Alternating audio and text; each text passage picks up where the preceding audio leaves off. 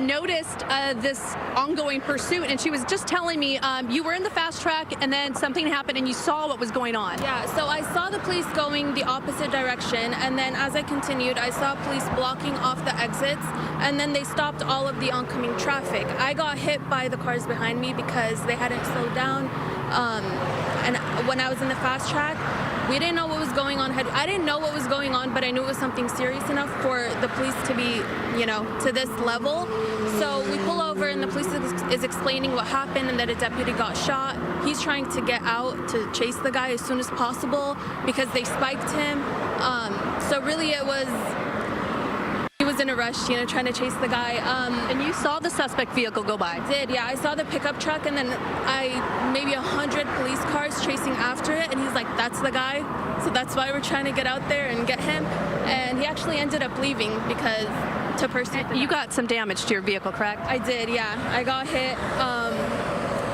Thankfully, I'm okay, but yeah, it's unfortunate. Well, I'm glad you're okay. Thank you so much for speaking with us, and I hope that, this doesn't traumatize you too much. All right, thank you so much. So there's just one of the witnesses impacted by this freeway pursuit.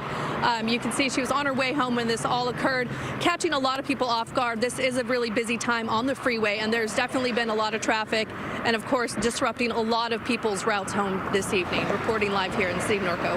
Back to you guys in studio. All right, Leticia, again, we want to now move the scene back to Chris Christie in Air 7 HD as they are trying to deal with the aftermath of this pursuit where the suspect is now down. They're dealing with that, the investigation, as well as what to do with traffic. Let's check it with Chris Christie. Yeah, so the southbound 15 has come to a complete standstill. As I mentioned, traffic is being diverted off of the freeway. What we don't see in this frame yet, David, which may be indicative of what we are expecting to hear about, is an ambulance. No sign of any ambulance in sight just yet, at least as far as we could tell. You can see the immediate traffic backup on the southbound side of the 15 freeway. There is a fire engine coming down the shoulder right there, but at this point, no reports of any ambulances down there just yet, and we have not seen a victim or suspect in that truck come out of that truck. So that leads us to believe that if the suspect is down, most likely still inside of that pickup truck, and this appears to be a frozen crime scene at this point. But that's just according to our observation. We are still waiting for confirmation from CHP and the Sheriff's Department as to how all of this ultimately culminated. Suffice it to say, that suspect is now down. That pickup truck is off the road after a violent end to that pursuit that involved, just a ton of law enforcement. David, I don't remember seeing this many officers at the end of a pursuit in quite a long time. This was a major manhunt that was going on for upwards of an hour following that deputy-involved shooting, and now you can see it all appears to have come to a crash ending here on the 15 freeway as traffic is now shut down in Norco. Yeah, David? I have never seen a shot like that where we're showing the video right now on your right-hand side of the suspect's pickup truck and the enormous amount of police vehicles following behind him. That is unbelievable. Okay, so Chris, gather your info. We're going to check back with you in a moment. That is a huge story brewing out there in Harupa Valley. In the meantime, we're also talking about the weather. We expect this to be a major story heading our way. The rainy weather.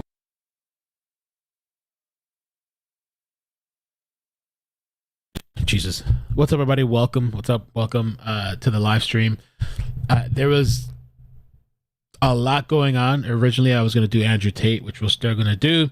But as I was kind of getting that ready, I wasn't even home. I scheduled it in advance. Out of nowhere, and this guy's over here chipper. Out of nowhere, there's this chase. And I didn't know if the chase was going to go live or not. And so I'm like, if this is happening, we're going to do that. But then the choppers, I guess, made it after the fact.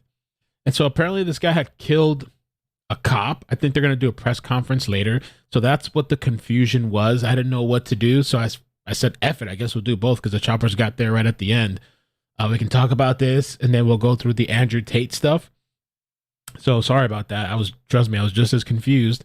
This is Riverside County. Let me see. One of their deputy was shot. He was straight to Inland Empire report. And they're saying he's Leticia dead. Juarez, who is He's live at the deceased. scene with more on our breaking details. Leticia. Well, I can confirm for you from the Riverside County Sheriff's Department that one of their deputy was shot. He was taken to a local hospital, which is a level 1 trauma center here. We don't know his condition, and we are hoping to learn more. Just moments ago, Sheriff Bianco put out in a tweet that he would be doing a press conference to give us an update on the investigation. If you take a look behind me, we're here on the 3900 block of Golden West in Harupa Valley, where this deputy-involved shooting took place earlier today. Now, we don't know any information about a possible suspect involved just yet, but as you can see, there is a heavy presence out here with the Sheriff's Department. And just moments ago, we watched as dozens and dozens of sheriff's vehicles rolled down the road just west of us with lights and sirens going. We don't know if that's related to their suspect search. Now, again, that deputy, we're told, was shot. We do not know his condition, but we are hoping to learn more in an upcoming press conference. As you can see right now, though, the investigation here in Harupa Valley is ongoing. So that's going on there. There is a live stream. Jazz had sent me this. The ABC YouTube page is streaming, so we can keep an eye on this. The Andrew Tate stuff we're going to talk about as well. There's a little bit to the Andrew Tate stuff. A lot of people don't like this guy. And I'm surprised that there's people who are telling me they never heard of Andrew Tate. I was like, really? I was talking to a friend today, and she told me she had never heard of him. She's like, who's that? So we'll talk a little bit about it. I'm not like... Oh, and by the way, that article As a says that the deputy has died. That's what, this is the live feed now on ABC 7. I mean, I guess I don't know if that's the Bearcat. Looks like they rammed this shit. There was like shots fired. We'll keep an eye on this first for a little bit, and then we'll talk about Andrew Tate, because Copy. Andrew Tate is, I don't think it's going to take that long to go through. Once again, if you're just joining us on ABC7.com and our ABC7 streaming apps, Chris Christie up in Air 7 HD at the end of a violent police pursuit that ended here in Norco on the southbound side of the 15 freeway.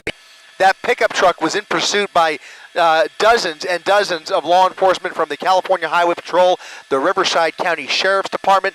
You can see the SWAT team involved at the end of this pursuit, nailing the driver's side of that pickup truck off the freeway, up that embankment. And at some point after that, shots were fired. You could see bullet holes through the windshield of that vehicle. And the reports from the ground are that the suspect is down. We are waiting for confirmation as to the condition of that suspect, but it stands to reason that he has been neutralized. And you can see the major backup that is now formed here on the southbound side of the 15 freeway. Traffic being diverted off just north of 5th Street. That suspect pitted just underneath the 5th Street overpass, and that is now where the traffic is being detoured. You can see a little further north of here as multiple law enforcement helicopters continue to circle the scene here. Thousands of people now stuck in this backup. Again, all of this on the southbound side of the 15 freeway, while the northbound side on the right side of your screen is still getting by. So traffic is moving on the northbound side. Southbound side of the 15 completely shut down.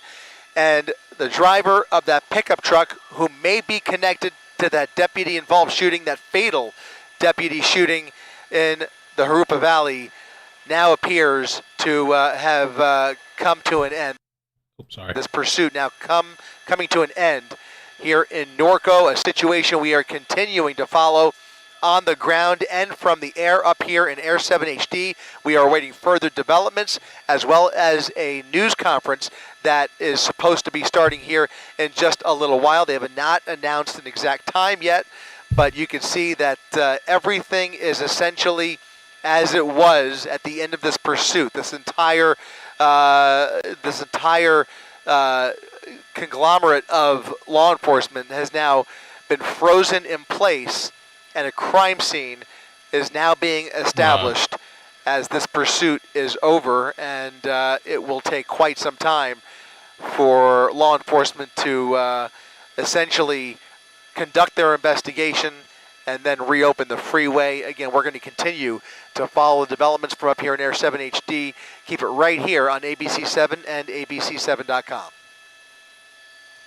And I think at first the choppers weren't going to go out there because I think they said it was like low clouds, low visibility, which shocked me because I wonder when it's low clouds, is it a danger for them to fly, or is it just that they're not going to be able to have, like, they can't see, they won't be able to see the cars and stuff, like it's going to have a hard time seeing? Because I was just thinking like, wow, these people are really going to like not go when a cop was shot. This is like freaking huge, you know, but I just wonder, is it a danger to the choppers, or is it just that they can't see? They wouldn't really be able to see because it doesn't look like, maybe it cleared up. The clouds don't look bad over there, specifically where they're at right now. I mean, they're able to see.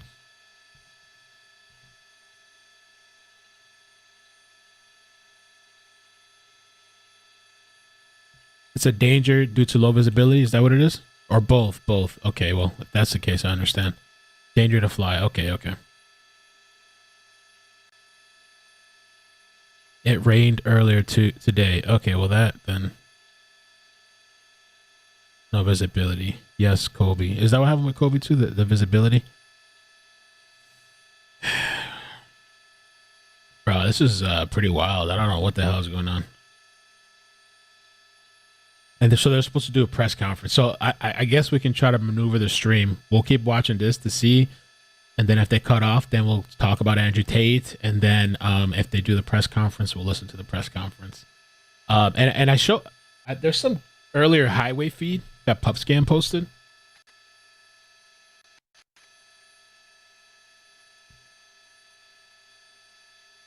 Just to show you.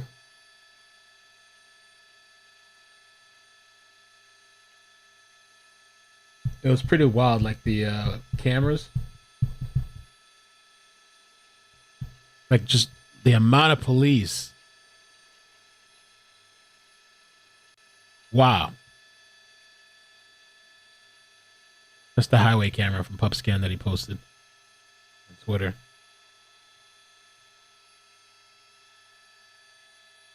There's one of their own. Wow.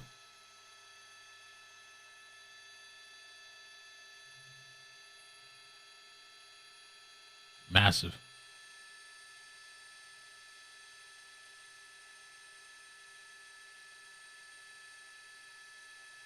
And I'm really wondering the details behind this. Like what? Like why? Was it a stop? I'm sure more details are going to come out. Was it a stop, or, you know, like, did he fail to like stop, or was it a crime? Did he was stolen a vehicle? That, you know, was he wanted?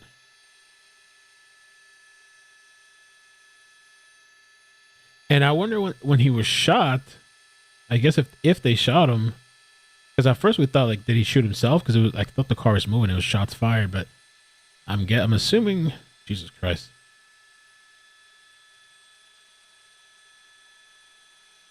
The warning. I don't know what we're gonna see. But back then they used to pan away from this shit. Now they just zoom in. I guess that's the guy there.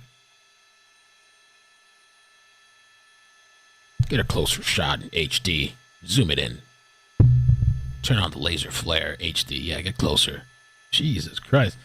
I didn't think... I mean, I guess if they're showing it on YouTube, I guess. Oh my God, all right.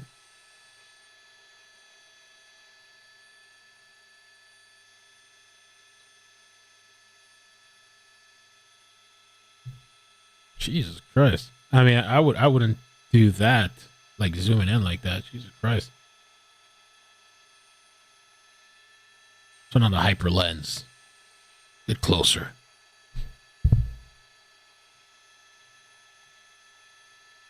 Jesus Christ. I mean, I don't know what this guy did. I mean, I don't particularly feel bad for this guy, you know, but I don't know what happened. This guy killed somebody. You know, he killed a cop, but I'm just kind of surprised that they're actually zooming into this shit like this. Well, this is that American flag right there? Is he a vet, maybe? Or is that well, it doesn't necessarily mean he's a vet, but I wonder what that says there. Something, don't care?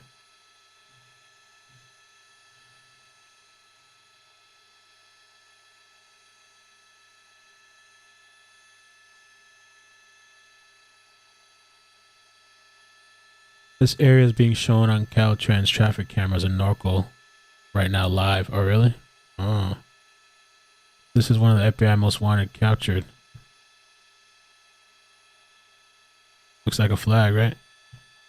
Yeah, just a heads up. I didn't think they were gonna do that, but I mean, there was the other time we were streaming, and they were showing a person too, but not like this, you know. That one they didn't know. This one we actually know is dead, but I mean, I guess if they're Jesus, they're on YouTube doing this shit. But I feel like these people abide by a different set of rules than everybody else, you know.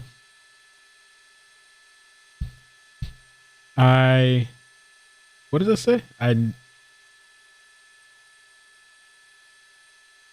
Something don't care. I really don't care.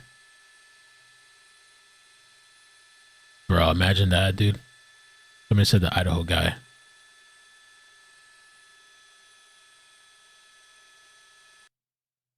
They cut it off. Wow.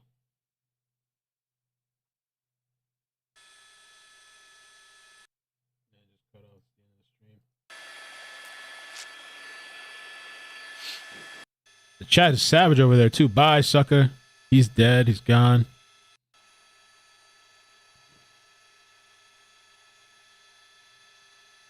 Damn, bro. Somebody says he's a Trump supporter. He's not a vet.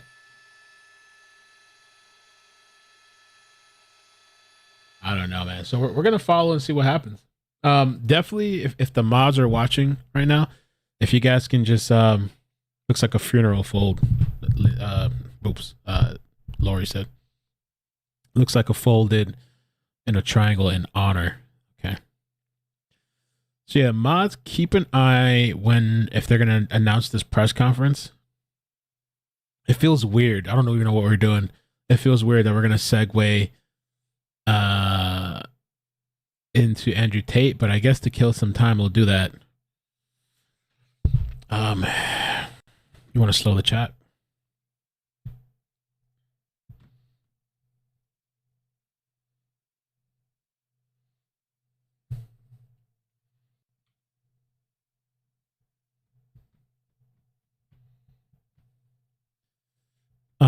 All right. So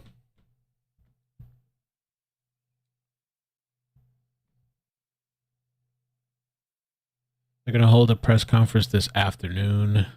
So we'll see if we can.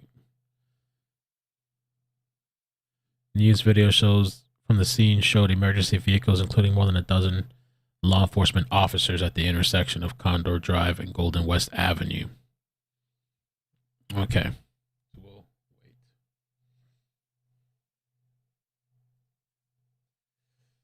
Okay, so Andrew Tate, we'll talk about him briefly. Let me just get the super chats real quick.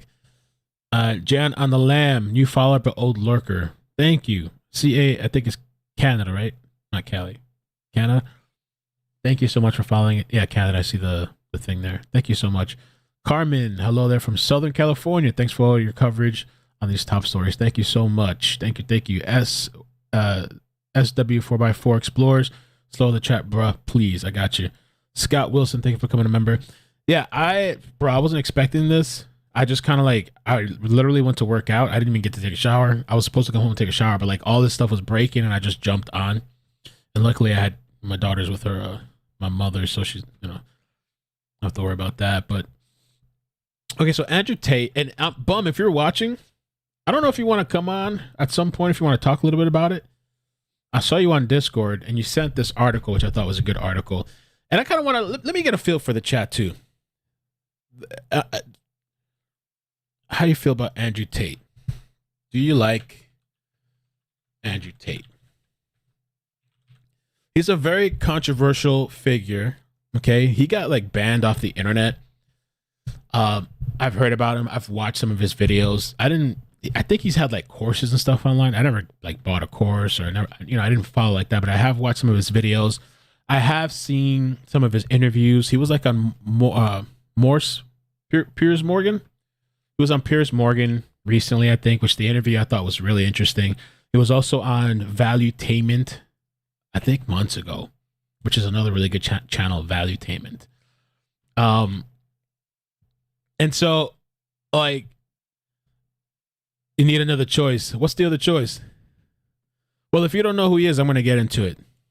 He is definitely like kind of into himself. I've liked some of the things that he said. You know, I think some of his takes on women are like extreme, but I feel like some of the things like on relationships, like how he talks about like using a negative or like using heartbreak to use that energy and turn it into a positive. Like there's some motivational things that he has said, but then some of his takes too are, you know, I think is probably what I guess got him canceled maybe. So let me start with this article. This article I think gives a little bit of a synopsis. See where we at, 100%. What the hell? I think I lost it. Okay. Police raid MAGA king of toxic masculinity and human trafficking investigation. Romanian police raided the home of prominent pro-Trump supporter. I think it's just funny that they have to throw all that stuff in there. He's definitely hated by like mainstream media. Pro-Trump online personality Andrew Tate this month as part of a human trafficking investigation, bringing new attention to Tate's ties. Let me put my phone on ring in case they call me for the press conference. You guys just call me if the press conference comes on and starts. KTA live too. You sent more feeds.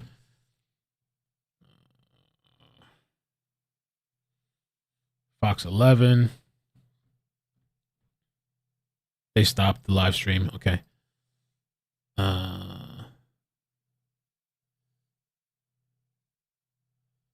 Oh, there's other streams. Okay. I'll just have KTLA open as well in case they come back on live. Sorry, guys. So yeah, just hit me up if the press conference starts, and then we'll jump on that. But let's introduce this. And so far, 20% say they like him. 80% say they don't like him. They hate him. They're calling him a P. Woof. I Googled him. He's a kidnapper. Well, we're going to talk about that. Romanian police raided the home of prominent pro-Trump online personality this month as part of a human trafficking investigation. And so I didn't even know about all this shit until today, the whole human trafficking stuff. I just knew that he was controversial and he's had some takes on women, like you know, like owning them as property. There was something that I heard that I disagree with. Bringing new attention to Tate's ties to leading figures in the American MAGA movement. Before the April 11th raid, so there was a raid April 11th, Tate was best known as a kickboxer, a vocal Trump supporter, and online far right. Online social media, Tate portrayed himself as a wealthy cigar-smoking playboy, prompting one admirer to dub him as the king of toxic masculinity. But Tate's treatment of women had an ugly side. In 2016, he was booted off the British version of Big Brother over a video of him hitting a woman with a belt, which I still have not seen Big Brother, and a lot of people tell me that thing is good. You got to watch it. Oh my God, you never seen that? I never seen it. This March, Britain's Daily Mirror tabloid profiled him and his brother, Tristan Tate, in the Romanian-based business, which used webcam models to trick men into sending the brothers tens of thousands of dollars.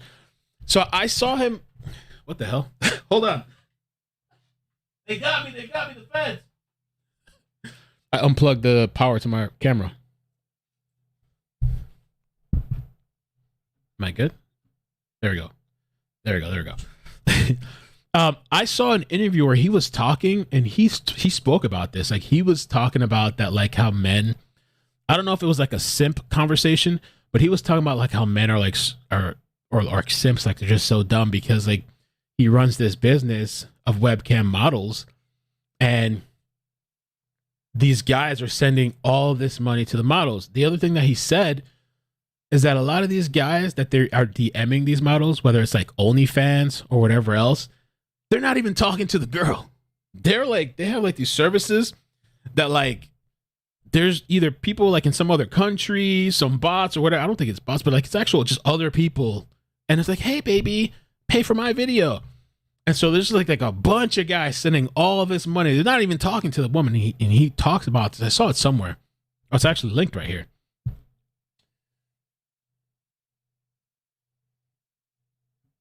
Ooh, damn, suspended. Oh shit. That account's gone. Damn. Well, I can't play it right there. But I have seen that somewhere where he was actually saying that verbatim. Andrew Tate said 40% of the reason he moved to Romania was because Romanian police were less likely to pursue sexual assault allegations. Tate's unsavory activities didn't stop him from building links with stars from the Trumpian right. In 2019, Tate paled around Washington, D.C. with prominent online Trump activists and conspiracy theorists. He shared a meal with the far-right cable news commentator Jack Posobiec and InfoWars host Paul Joseph Watkins, and appeared in multiple times on the InfoWars, which, like all this other like political shit, I really don't care about. But in Trump's Washington hotel, Tate posed for a picture in the Brexit advocate Nigel Farage and sat in a group in the Trump hotel lobby with the likes of Pizzagate conspiracy theorist Mike Cernovich, which I've seen that guy online, and future January 6th protester Ali Alexander. Oh, I didn't know all that. Visited the Tate brothers in Romania later that year, describing them as his friends in the description with the podcast. Now, somebody digs. Let's see. Okay, Tate slapping and beating a woman. So she sent me a link to a Reddit thing, which honestly, it says NSFW, not safe for work, so I probably shouldn't play it. I'll just look at it in the background real quick. Beating who's what? Okay, yeah, I'm not going to play this shit. I've never seen this fucking video, but holy oh my God. But, oh, wait, hold on. So what I heard about this, okay. So I have never seen this video, but what I heard, I thought he had dressed as supposedly said this was consensual. I don't know if that's true though, bro. Wait, who the hell? Who's that? Who's talking? How am I talking to somebody? What was that? Somebody tapped in? That was fucking weird. Where'd that voice come from? What the hell was that? Okay. So, honestly, I don't even know what's going on because this almost looks like, I don't know if this is like a scene, this is play roll or what, or is this two different videos? And you should definitely give me a heads up. The stream's just gotten weird as shit. I don't know what's going on.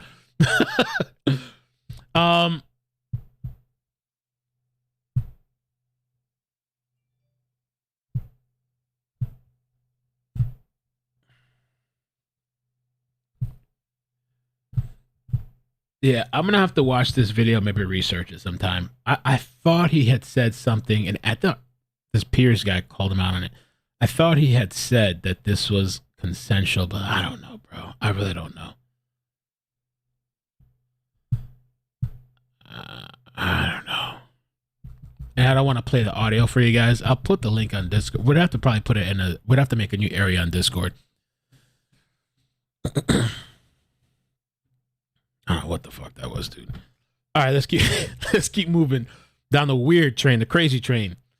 Okay. In a statement provided to the Daily Beast, Romania's dictatorate for... Okay, hold on. Did I skip something? Describing them as his friends in a description of the podcast. While Cernovich built his name online by making false human trafficking claims about a Washington pizzeria, I would know that, the Tates may soon be accused of genuine human trafficking. In a statement provided by the Daily Beast, Romania's dictatorate for investigating organized crime and terrorism said the raid on Tate's house was part of the investigation that began after a woman was reported to be held at the house against her will. As the probe continued, it escalated to include crimes of human trafficking and our video. So this video I never even seen either. This is why I like this article somewhat, because it provides a lot of references, even though it's a very, talking about politics and stuff, which I guess maybe that has part to do with it, I guess. But this was... Can I full screen this? I think this was the first one. I think in April, maybe? Oh, thanks.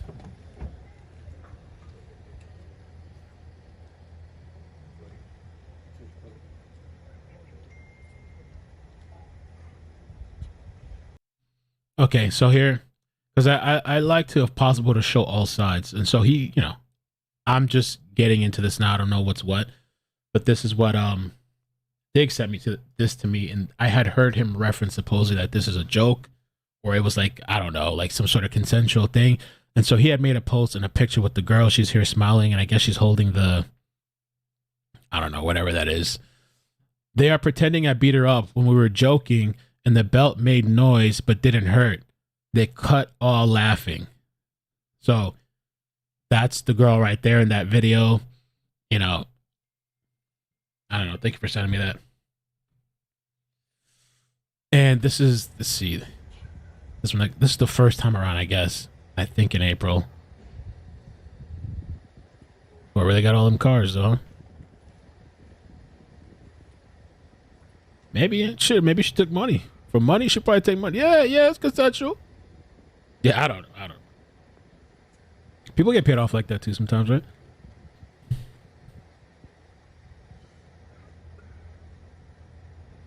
Incels crying all over the world. So I thought about that. I thought about some of his messages, right? Because like I have seen some of his videos. I haven't seen like the horrible stuff that people talk about. Once or twice. I haven't looked into him much. I've seen some of the motivational videos that people clip, right? I've never sat down and watched like his full lectures and all that stuff. But I wondered how incels could interpret his messages.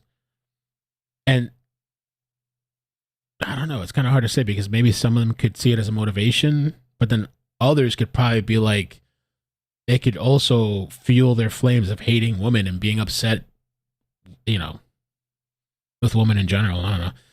So the video from the raid shows police officers armed with rifles milling along Tate sports cars with the neon Tate logo on the wall in the background. Another video showed Tate and his brother being shoved into vans by police officers before being driven away from their homes. A Romanian newspaper reported that the raid was sparked over reports that an American woman was being held captive at the Tate house. Police found both American and Romanian women in the building during the raid. According to the report in a statement on the raid, the Daily Beast, a U.S. State Department spokesperson, alluded to a reported abduction of an American citizen, but declined to comment further. And I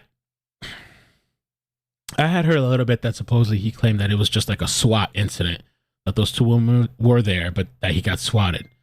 It says, we are aware of reports of a U.S. citizen held against her will in Romania. The spokesperson said, due to privacy considerations, we have no further comments. The Tate brothers didn't respond to requests for comment. Tate's pro-Trump colleagues, Cernovich, Watkins, Posobiec, and Alexander also didn't respond to emails from the Daily Beast. Tate appeared to address his arrest in an Instagram picture posted after his arrest, featuring him smoking a cigar in a staged interrogation room. As Fox police officers loomed over him, Tate added the caption, "Officers, I think we can all agree that bitches love to lie."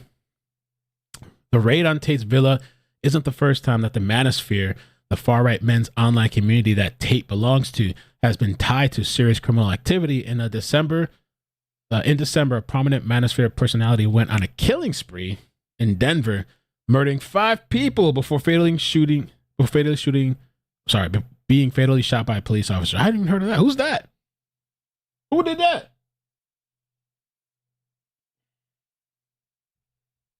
Oh, no. Wait, I've seen this guy's... Oh, did we cover him? I've seen that guy's face before. Lyndon McLeod. Police say killed 5 people during a deadly rampage in a Delhi area. Oh, yes. I think we did kind of cover this a little bit. Was the author dedicated to the alt-right philosophies, including masculine supremacy, contrarian COVID-19 beliefs, and targeted violence against the weak, including those he killed. I never understand some of these people, man. Like why they... I mean, we just spoke about this earlier today. So is this guy considered an incel? Or is just like a loony bin? Just taking things to the whole... Wow. That's a whole nother story. I think we've caught him before. So...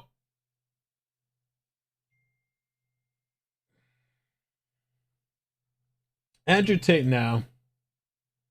This video has gone viral today. Andrew Tate and his brother Tristan have been reportedly arrested by Romanian authorities in a human trafficking investigation. So I think the arrest now is stemming from back then, I guess. And so, well, let me play this video.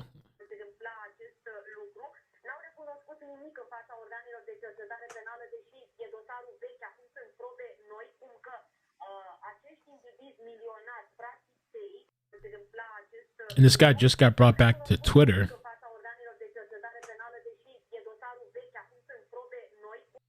And I really wonder what these women, what their side is.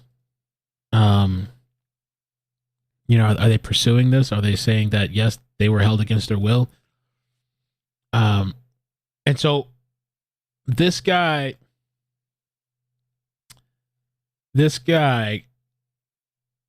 okay.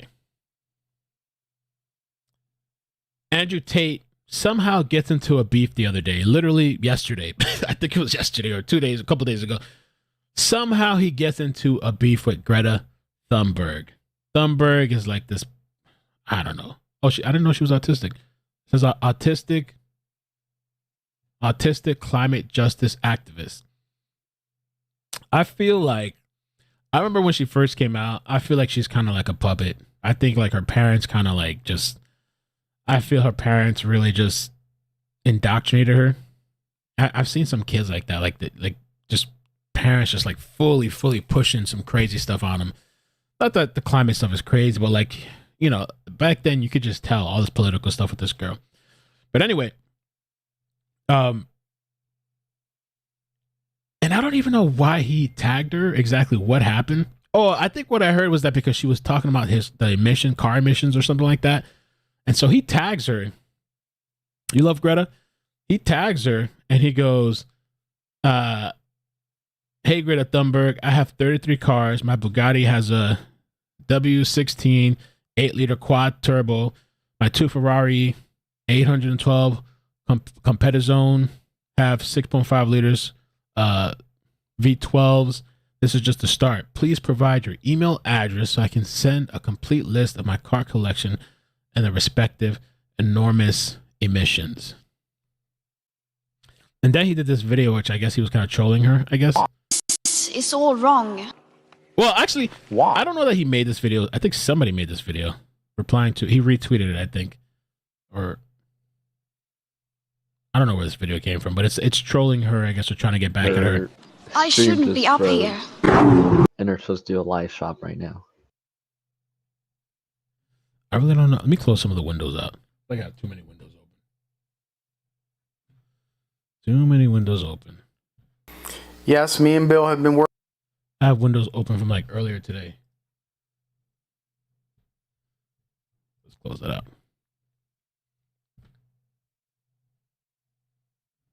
I don't have anything against the chick. I just remember back then. That's a problem. What the hell is that?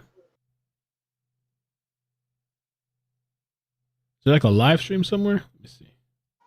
And they're on commercial break, so we'll see if she gets the feedback. Oh, maybe it's ABC? No. Oh, maybe Discord. I'm on Discord listening to... That's a pretty good shot right there. Yeah. I'm on Discord. I forgot I was on this guy's Discord.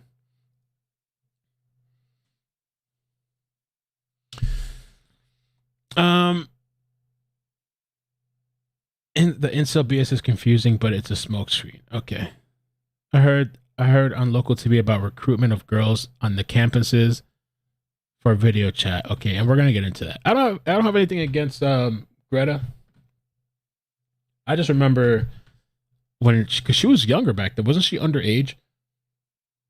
I remember when I saw that stuff in the beginning, I was just like, it just reminded me of like one of those parents that like are using their kids to get their political shit across, you know, instead of doing it themselves.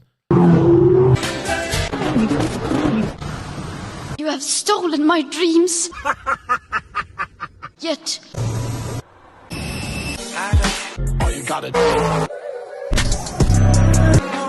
You all come to us young people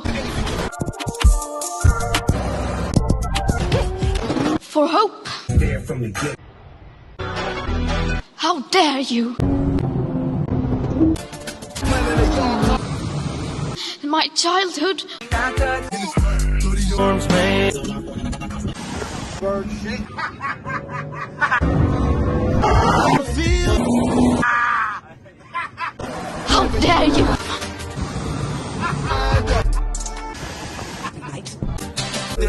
So he posted All you this can video, talk about right?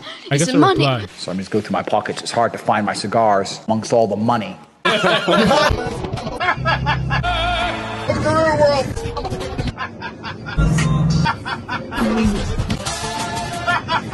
With your empty words, entire ecosystems are collapsing. How dare you? So this was like a troll on her, I guess, and she replied back with this post. Let me see if it goes back here, which it says, yes, please do enlighten me, because he asked for her email address. Email me at smalldenergy@getalife.com, which that reply of hers kind of like, to me, from what I saw in all the replies, it kind of like won the internet, and people were kind of like making fun of Andrew Tate, and it even made headlines. And so I think he did a reply video. This is the video. Now so they're saying his reply to her. I'm playing all this stuff to give you the context. I mean, if people want to get mad, they can get mad. I mean, I don't care. This giving you the context of how we got to where we're going to. And so it says here, thank you for confirming via email address that you have a oh Jesus. What? Have a small penis, Greta Thunberg? Okay. The world was curious, and I do agree you should get a life. And so this guy responds with a video. Now, I haven't watched this video, but in the video that we're going to watch it together, I'm hearing that because of this pizza box that he had here is how authorities were able to locate his ass and how he got raided and arrested. So let's check it out. Release some greenhouse gases. I'm obviously a stranger to online controversy. It's not something I often do. But now, the mainstream press is commenting on the fact that I was informing Greta that my very extensive car collection with internal combustion engines, which run on dead dinosaurs, have an enormous emission profile. And she replied by telling me her own email address. Greta's email address is, I have small dick energy. Why would that be your own email address, Greta? Strange. I mean, obviously I don't want to assume her gender. It's 50-50, but it is what it is. I'm not actually mad at Greta. Please bring me pizza and make sure that these boxes are not recycled. Thank you. So I'm not actually mad at Greta, right? Because she doesn't realize she's been programmed. She doesn't realize she's a slave of the Matrix. She thinks she's doing good. Someone has sat her down and convinced her to try and convince you to beg your government Pizzagate to tax you into Jesus, right? poverty to stop the sun from being hot. And then, because I called her out on it, the global Matrix got this bot farm to like and retweet and all this bot commenting to try and pretend that her telling me that she has a small dick in her own email address somehow teaches me a lesson. Now listen, the whole beefing thing, I think it's a bad look to beef with this, girl. I mean, she's 19, but like, it's just kind of like, I don't know, right? Like, just be going back and forth like this. But apparently, this pizza box. Welcome to a new episode of The Clown Show. But now I know, at least, that Greta, with a little hate-filled face, bitter, sitting somewhere without the heating on, in the cold, a little hat, shivering, use my tweets, which is going to make my Twitter account far more fun into eternity. So that was yesterday. And so today, here we are to this whole thing where it says people are claiming supposedly Romanian authorities needed proof that Andrew Tate was in the country. And so they reportedly used his social media post. His ridiculous video yesterday featured a pizza from a Romanian pizza chain, Jerry's Pizza, confirming he was in the country. This is absolutely epic. And according to this Daily Mail, toxic influencer Andrew Tate is arrested in human trafficking raid at his luxury villa in Romania after pizza box in his smug video. Which the only thing I'm confused is like, I guess he travels a lot, and so I don't know what they've been waiting all this time, and so now they just got confirmation that I guess he was at his villa. And it says, after pizza box in using smug video clapback at Greta Thunberg gave away his location. So so maybe she gets the last laugh now, right? Like he was laughing and doing all this stuff. Shit backfired. And I just can't see, I don't know, going back and forth with somebody that young. Like, I don't know. You know what I mean? It's kind of like a weird. But, so let's keep going. Let's keep going further. Andrew Tate was arrested in Romania after police raided his luxury home in connection with human trafficking investigation. The prolific social media personality, 36, reportedly had his villa searched by police on Thursday and was detained 24 hours alongside his brother Tristan as part of a probe. The self-described misogynist, which is kind of like, has he described himself as that? Maybe. Andrew Tate and his brother will face questioning by the country's organized crime and terrorism team as part of the probe into alleged sex crimes and human trafficking offenses. Bro, I mean, how wild is that, right? It's believed that his online spat with Greta Thunberg was the reason he was arrested after he posed alongside a Romanian pizza box, which may have inadvertently revealed his location to authorities. Which kind of reminds me of you guys remember there was a rap, was it, damn, I can't forget it, can't remember his name, in California, that they said he went to like the Waffle House or something, and I think was it his girlfriend that posted on social media or something, or his wife, and they posted something on social media and allegedly, or I think that's how they said he was found, and he was killed, something like that. So a spokesperson for Tate told Daily Mail, "We cannot provide any details at the moment regarding alleged reports that they have been detained. However, Andrew and Tristan Tate have the utmost respect for the Romanian authorities and will always assist and help in any way." So that's a spokesperson for Tate's people. The U.S. State Department and FBI did not immediately respond to requests for comment on Thursday evening. Chicago-born Tate has been branded the king of toxic masculinity for his online diatribes against women, which have gained him notoriety and millions of followers in the last year. That's Tate. He was arrested and taken for questioning and will be detained for 24 hours. I wonder if he's going to have something to say when he gets out. Cops refused to name their suspects. However, multiple Romanian media outlets say that Andrew Tate was among those arrested.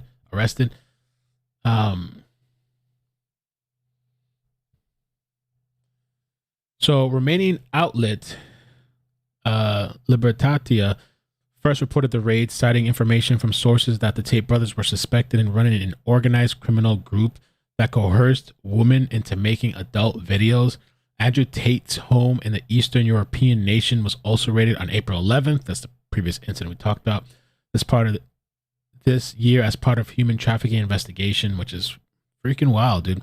Following the April raid, which was reportedly prompted by a complaint from a U.S. citizen to the American Embassy of the Bucharest, the Tate brothers were detained for several hours for questioning, but ultimately released as the investigation continued.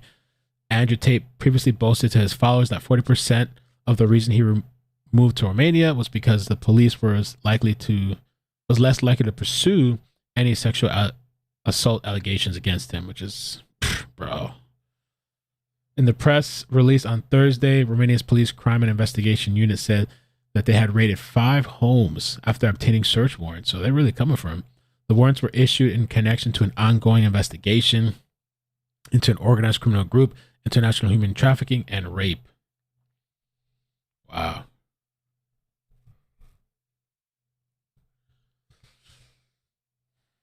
So it says here, victims were recruited by 2 British citizens who were later transported and housed in buildings in the something county, police said. They did not name the suspects. The women were subject to physical violence and mental coercion and were sexually exploited by group members by forcing them to perform pornographic demonstrations, pornographic purposes for producing and disseminating through social media platforms. Wow, that's police said total of 6 victims. What? 6 victims have so far come forward claiming they were sexually exploited by the organized criminal group. Wow, I don't see him coming back from this. 6 victims so far. And this is like, this is like a huge L, really. I mean, because like he's, of course he's gonna have to go to trial, I guess, or court. But if they're coming for him this hard, and there's multiple women, and he has talked about this online stuff. I mean, he didn't say he was, from the stuff I've seen, he didn't say he was forcing them, but cops did not name men whose homes were raided in Romania. They said that the 4 men were taken for questioning on Thursday, and police ordered the suspects to be detained for a period of 24 hours. Maybe they'll start snitching too. Born in Chicago, Illinois, but brought up in Luton, England, Tate has garnered dubious reputation over his various business activities. Together with his brother Tristan, he allegedly set up a webcam business in Romania in which young models told sob stories, no way, to unsuspecting male viewers. So, I mean, it's kind of like, it's kind of interesting. It's messed up. It's totally messed up. But at the same time, he's giving all these videos for men, right? I guess, and advice and all this stuff. And at the same time, he's having these women set up, probably some of those same men. Despite previously saying that the site was a total scam, Tate claims to have made millions from it. Just yesterday, Tate found himself in a hot water after getting into a Twitter spat with eco-activist Greta Thunberg. He called her out and shared a photo of himself filling up a Bugatti, his Bugatti supercar, asking her to send him her email address so he could detail the enormous emissions his gas-guzzling performance cars spewed out. We just read all that. This is the picture here.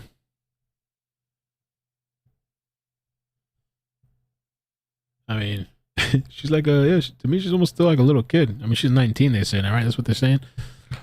I just don't see the benefit in beefing with, with the kid. Kind of. I mean, I know she's 19, but I'm older now, Miss Thunberg issued a brutal comeback, which that comeback was kind of like, I thought it was pretty funny, her comeback, and she left it at that too. I don't think she engaged anymore after that. And it seems like he kept engaging and engaging and engaging and engaging, it seems like. A brutal comeback in a tweet to her 4.9 million followers yesterday saying, yes, please do enlighten me. Email me at smalldenergy@getalife.com.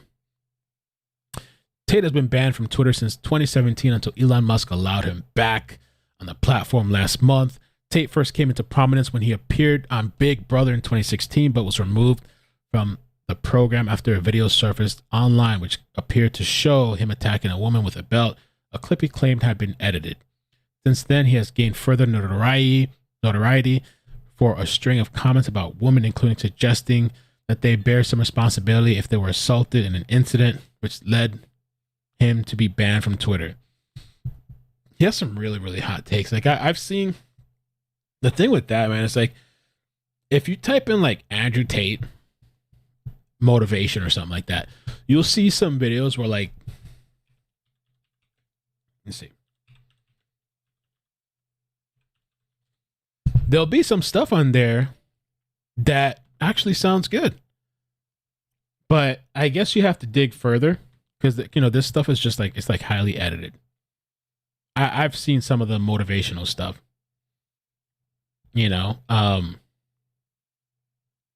There's Officer Tatum. So, if all this stuff is true, it's not good. Can't be, can't support that at all. And I would hope that people that do support this guy kind of like hard work is the only way to be successful. He was recently on this what's this guy's name? This big Twitch guy. Oh, Aiden talked about it. Let me take a look. All right, Chad, look, I just woke up to some crazy catastrophic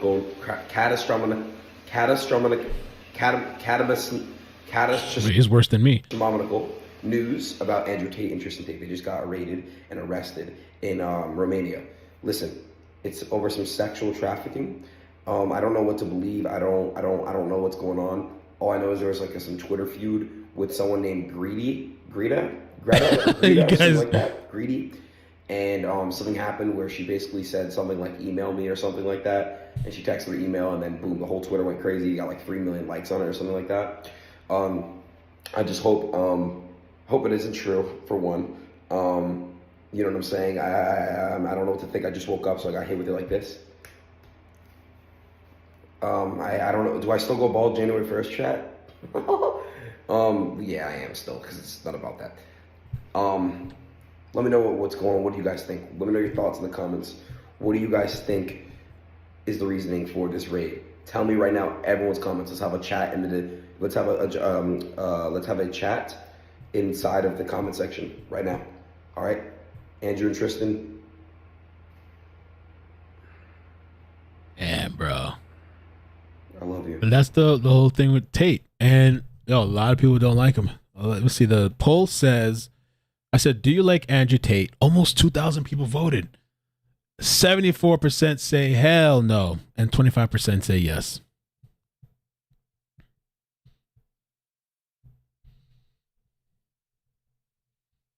So so he has a Matrix class? They said, Andrew, if you're watching, can I get a refund on the Matrix class? I heard that he has these classes too, online. I heard he even has a Discord, and he sells like all these online courses and stuff. Is there any word on?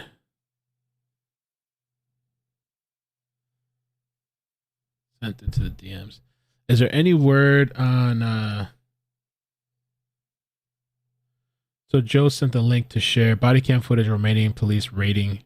Okay, let's take a look.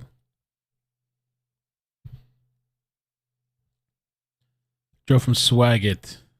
By the way, too, we're gonna be doing Swagit giveaways at the on a monthly basis. I'll have more news on that coming soon. Body cam footage, Romanian police raiding and arresting Andrew Tate and his brother. This was okay today. Check it. Take a look.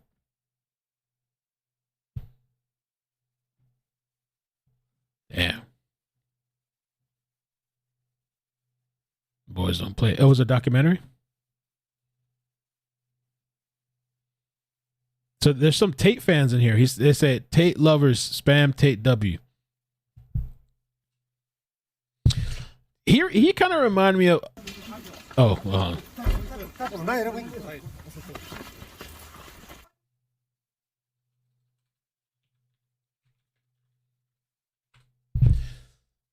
Andrew Tate kind of reminded me like of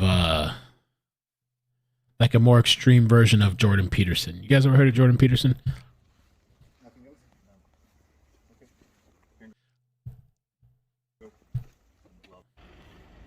And I like Jordan Peterson. What? Damn. Yo, there's Tate people in here. Oh, there's Tate people in here.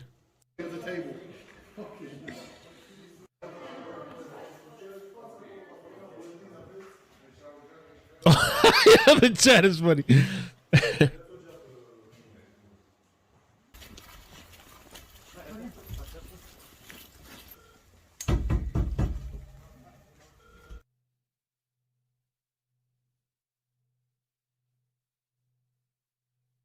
But Jordan, well, I say Jordan in the sense that Jordan would talk to, like, it wasn't just men, but he would talk to a lot of the younger generation, and the whole fix your bed.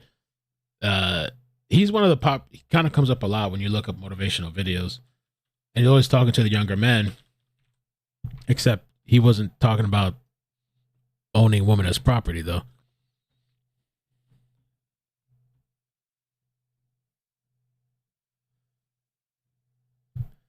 Let's see. Let's listen to one of the. Let's see. Andrew Tate. Let's see here. Take a look. Let's see. Something short, though. Fix your mind. Let's listen.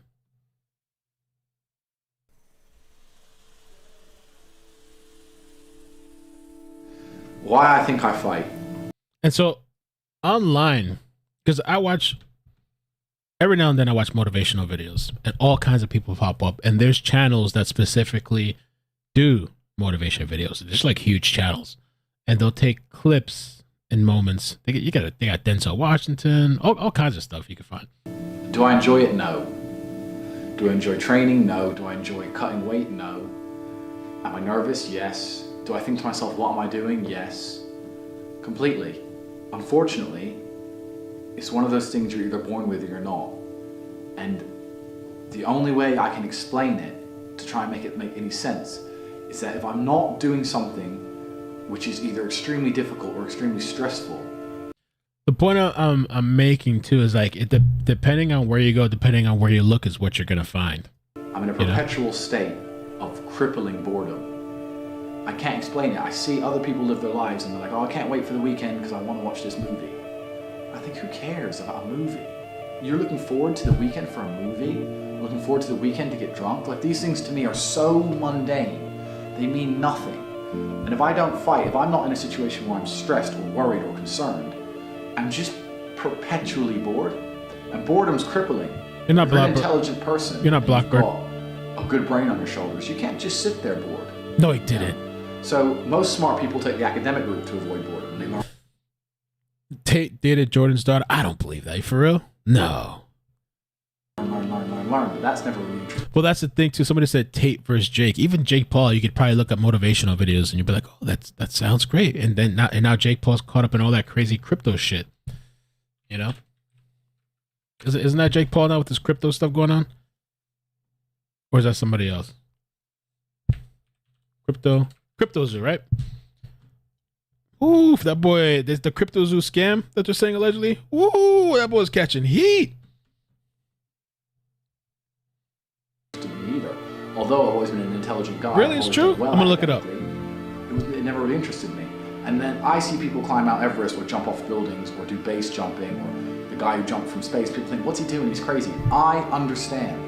Because some people can't live. No way, I didn't know that. Just function, 9 to 5 office job, get drunk at the weekends. That is not for some individuals, and it's not for me. So I have to find something which keeps me physically tired enough to stop me going AWOL, and mentally tired enough. And I've chosen fighting, because without this, when I'm not in training, I wake up every day. See, I feel like I was saying, Jordan Peterson is very intelligent, and I know the stuff that happened to him with I think it was Klonopin. These people were hoping for his downfall. You'd swear the media was hoping this guy would die, and they'd be probably celebrating. But I feel like they somewhat. I just feel like this guy Andrew's just way more extreme, like way more, and he's younger too and stuff. But I didn't know that apparently Andrew Tate had dated Jordan Peterson's daughter, according to this guy.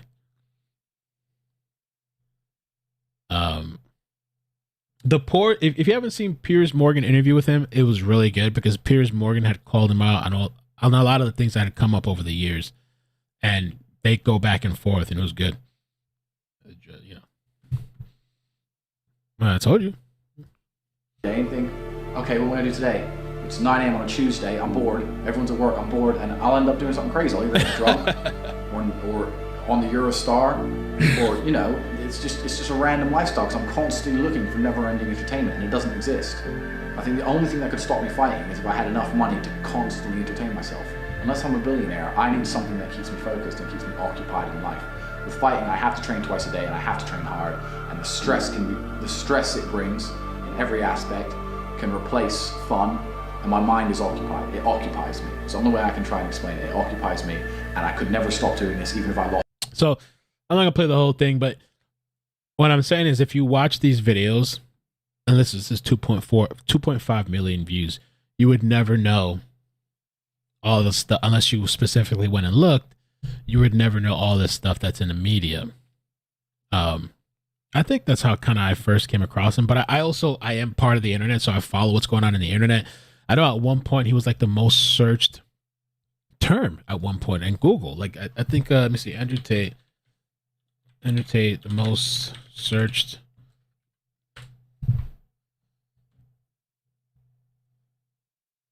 In 2022. There was 1 year, and it was in an article or something. He was the most searched person on the internet at some point. The most Googled man, and I guess it was based off of controversy. All right. Is there anything with the press conference? Let's see. Press conference.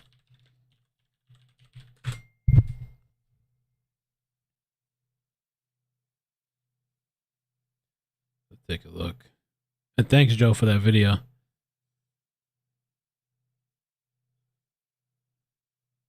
bro, people will upset with me about Greta. I'm just not into the girl. I mean, she I don't have any problem with her, but I'm just not. I mean, I don't have to be into something. Yeah. CoffeeZilla did a whole video. That guy he's really good on the Logan Paul scam, the alleged scam. That whole thing was nuts, man.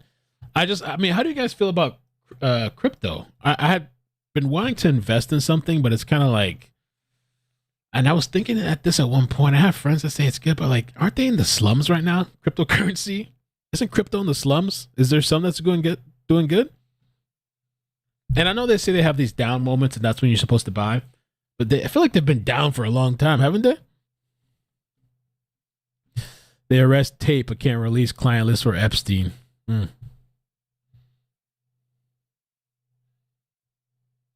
Tate never dated Peter's son's daughter. She married. Maybe they were just hanging out then. That guy, that YouTuber said they were dating. Crypto winter. Don't do it, right? The biggest scam ever. This guy did a really good video. I watched this one, and he's done multiple parts, I think. He's done multiple. Oh yeah, I watched that one the other day. And he really broke down the whole thing about, and these people were like buying stuff before it was even available. So which I don't even know if that's, I don't know if that's legal or not. Maybe it is. I don't know.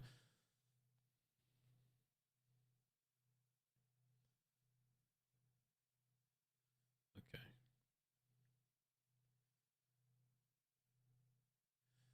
So, I mean, I don't know what's going on with this. I have, as far as Tate and the webcam thing, I saw a video where he was talking about it. Like, you know, that's part of the business or something that he does with webcam girls, and all these guys are being duped out of their money and shit, you know?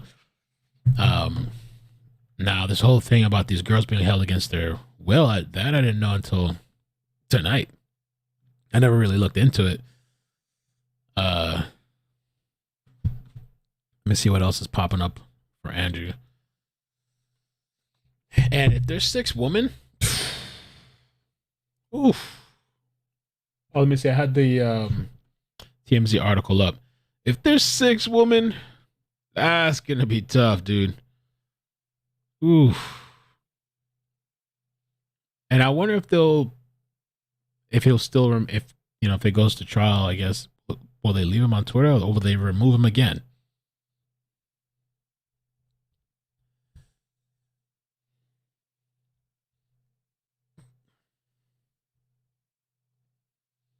And it'll be really interesting to find out if it really was this pizza box. The irony of it being a pizza box, you know, that brings him into that they find this guy. The best part of crypto is there's plenty of people left to adopt. Tate's 3 lives. Yeah, they completely removed him before, and he's kind of made a comeback.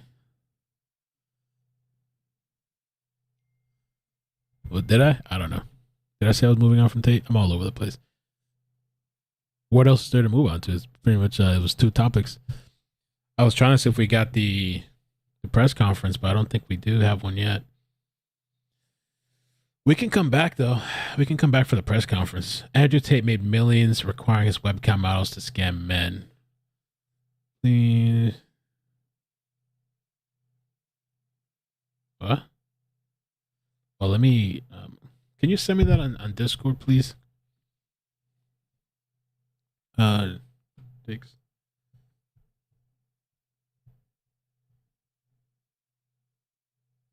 Okay.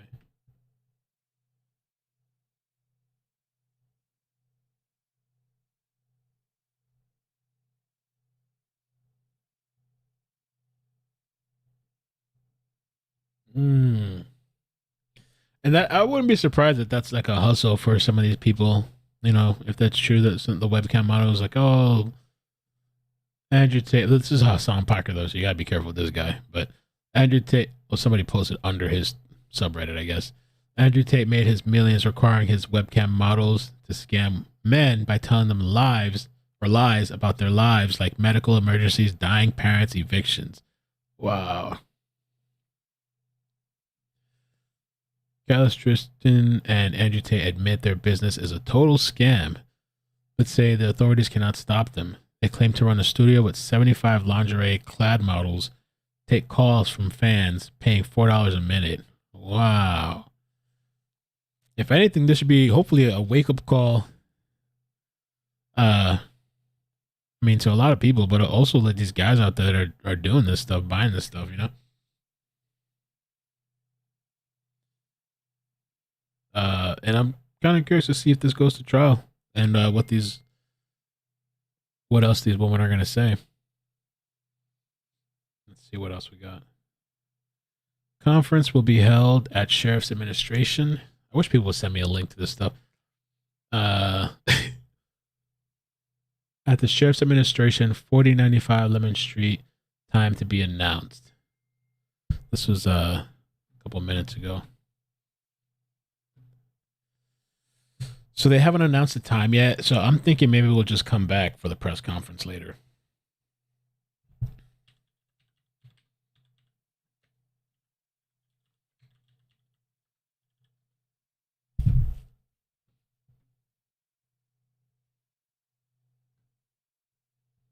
Let's see.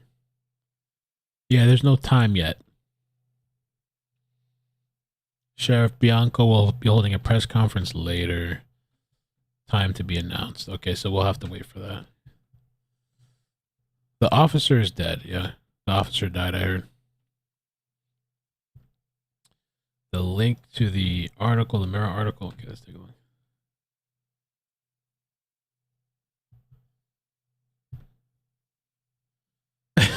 Get a job.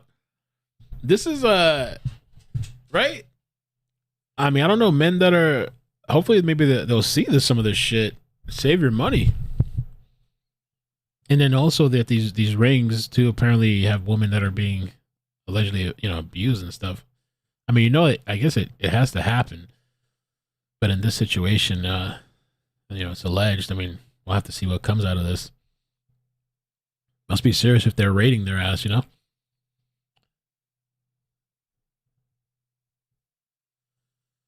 Punters can ask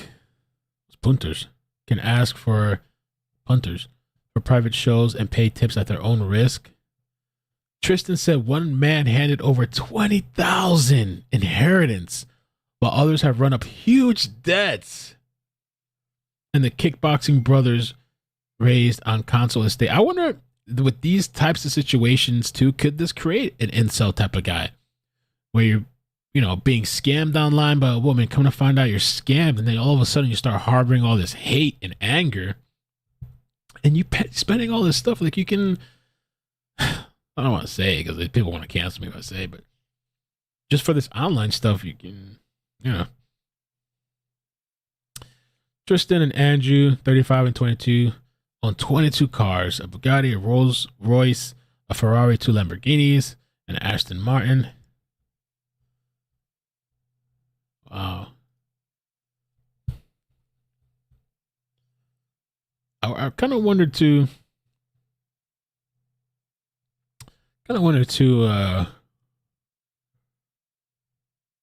If there's other people that will come forward, people that have been scammed. Some of their customers fall for the belief that they can have a real relationship with these women they see on screen, but Tristan brazenly told the Sunday Mirror it's all a big scam. So they're out there telling them people too. They're straight out saying, hey, this is a scam. And Brady doesn't feel any guilt because no one cares. It's their problem, not mine. Damn, that's savage, dude. The brothers grew up in Luton, setting up their first webcam studio in a 2-bedroom flat in the Bedfordshire town a decade ago. After 3 years, they moved to Romania, saying that the UK had gone downhill. They have women on a number of seedy sites. Operators take a 40% cut and the rest goes to the studio. The more the punters hand over the models, the more the models earn. Some women will claim to have a crippling university debt, a family member in need of private health care, or a dream of moving to the UK, but sometimes even telling men they want to meet them. Whatever the excuses is, it's a lie.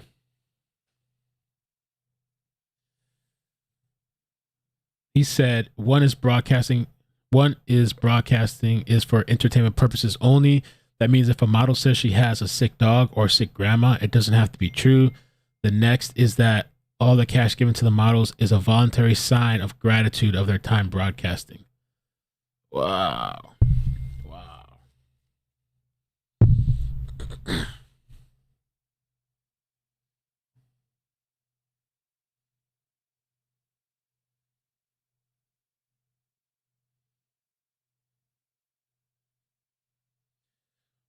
Okay.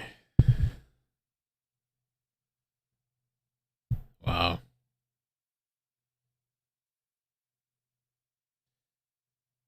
Andrew added $4 a minute to keep her company. It was a good deal. However, she made her real money because men fell in love with her and believed her fake story and tipped her thousands to keep her attention and stop other men seeing her. Whoa. Even when the face of the personality was sleeping, our girls behind the scenes would use Chloe's phone and constantly work on the relationships with her boyfriends. Hold on. Let me get that again.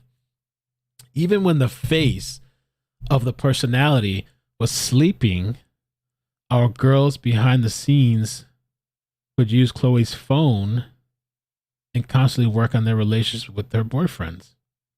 It's a total scam. The model just has their hands on a keyboard that isn't even plugged in. I have real professionals who are fluent in English behind the scenes getting men hooked. So wow. The girl's just there pretending to type. She ain't even typing. I have real professionals who are fluent in English behind the scenes getting men hooked, finding out their interests and the name of their dog. A guy will come online, they'll say, "How's Sparky?" It's an operation of professionals who lure these men in. That's your hero? Alright, so Andrew Tate's my hero. Bro, you see this? Tristan said 80% of money earned by British models came from men in the UK. But if a model is Slovakian, 80% comes from Americans. So he got this whole thing broken down. He said he once tried to stop a man spending his $20,000 inheritance on Chloe, but gave up when the punter came back weeks later and gave the money to another woman. Wow. Wow.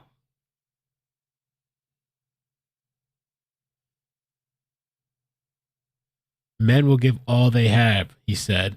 I've seen men sell their cars, TVs. With Chloe, this guy's grand passed away, and they were waiting for the sale of the house. When the house was sold, he'd get $20,000 and promised it to Chloe to pay her fake financial problem. We had his phone number. I was only a year into the industry. I called the guy. I said, "Hello, my name is Tristan. I know you used my freecams.com. Let me tell you, Chloe works at the studio I own. Financially, she's fine. Keep her $20,000. I gave him this advice. He thanked me. He deleted his username from the site, but weeks later, the man visited another site, and Tristan told the staff to take him for everything he's got. Tristan said he runs a legitimate business, and if they abuse it, it's their problem. He added the addiction in terms of beautiful woman you think might be in love with you. The addiction is very real. I've seen it crush them. They've turned violent and angry when they run out of money and realize models aren't going to move to Utah to be with them in their trailer.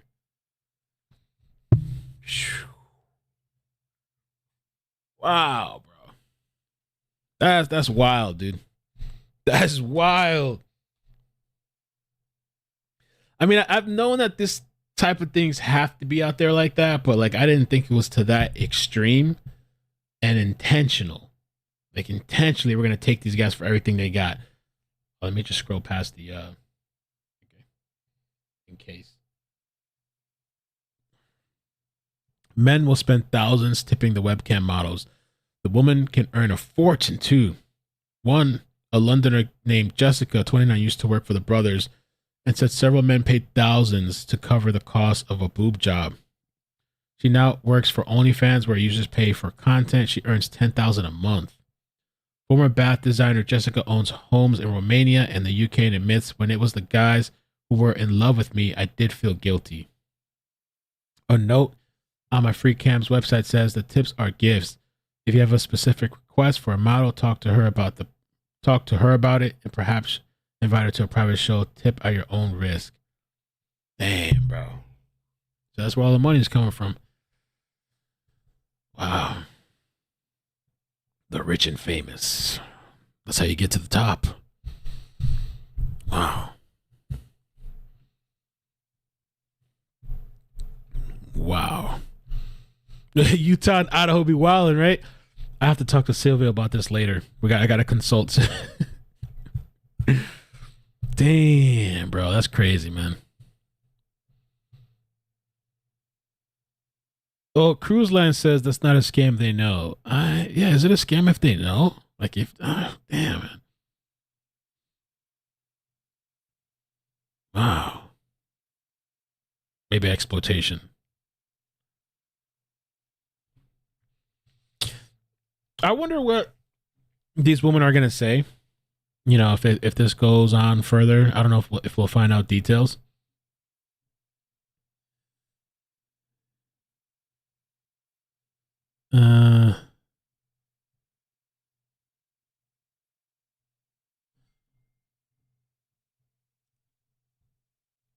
And why would they do this? Like hold women against their will? Because I don't know.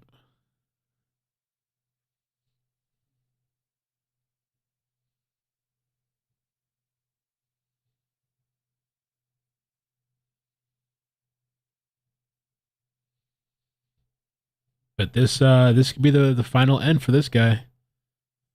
Roman prosecutors group led by Andrew Tate used physical violence. That's what they're saying. Let me show you this. I was tagged on Twitter. That's what they're saying. Romanian prosecutors group led by Andrew Tate used physical violence and mental coercion, intimidation, constant surveillance, and control, and invoking of alleged debts to force women to work as cam girls.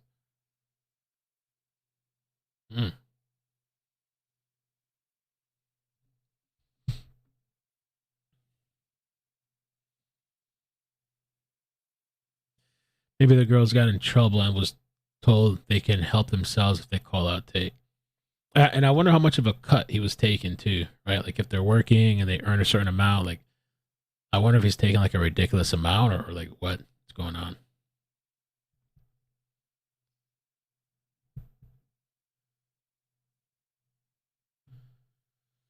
The presser thing, I still don't see nothing yet. I forgot, what did I type earlier? Riverside County. They still haven't announced the time yet. I kind of thought about that. The R. Kelly thing popped in my head. I don't know.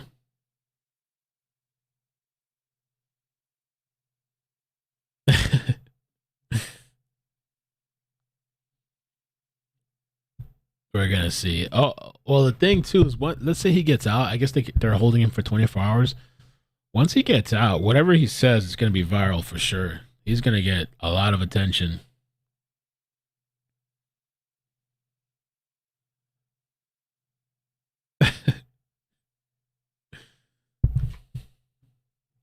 Traffickers take it all. NBC4. Let me see. NBC4.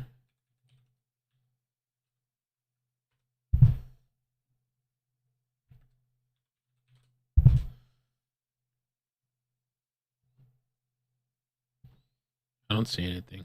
Let's see.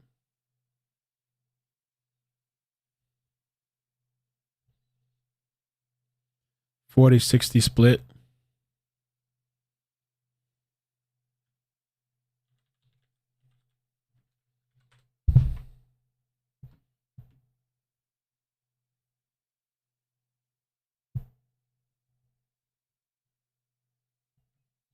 Yeah, I don't see any press conferences right now. You gotta send it to me. It's a bunch of people texting me. NBC4 is showing it as well. Showing what? Runner Stool went live. Okay. Can you send me a link though? On Discord? I'm looking at NBC4. I don't see a live thing. Watch now, live. Let's see. They're asking me for my TV thing. Maybe YouTube TV.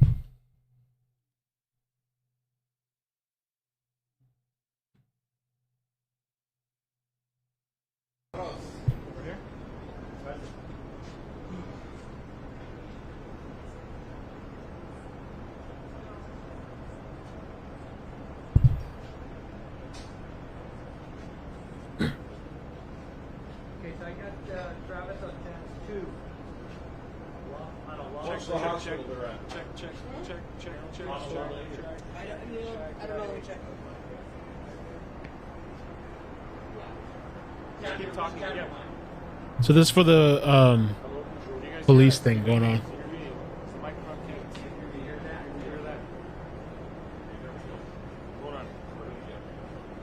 I'm gonna tap it. I'm gonna tap it. What about now? How about now? How about it? No. Yeah, Riverside Community Hospital. How about now? Should be clear. I don't know what this is. Deputy, yes, I have no idea on the suspect. I mean, so it's pronounced dead where they shot, where he was suspect. Yeah, suspect was pronounced dead and on the freeway. Yeah. Who did that one? I don't know. Yeah. The outcomes here. Hello? Okay, fine.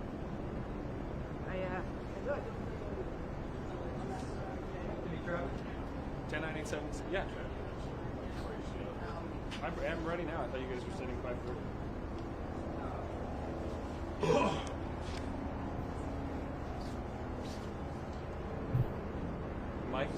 The mic is not working. You're saying.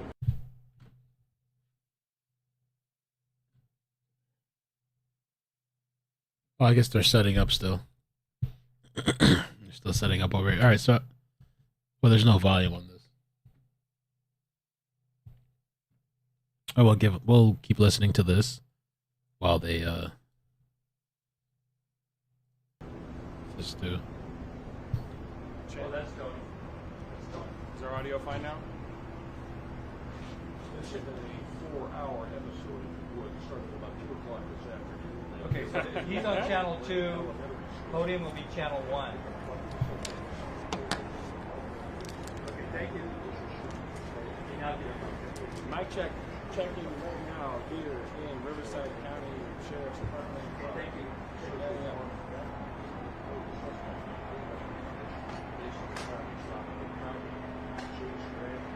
We understand. You understand. This is great.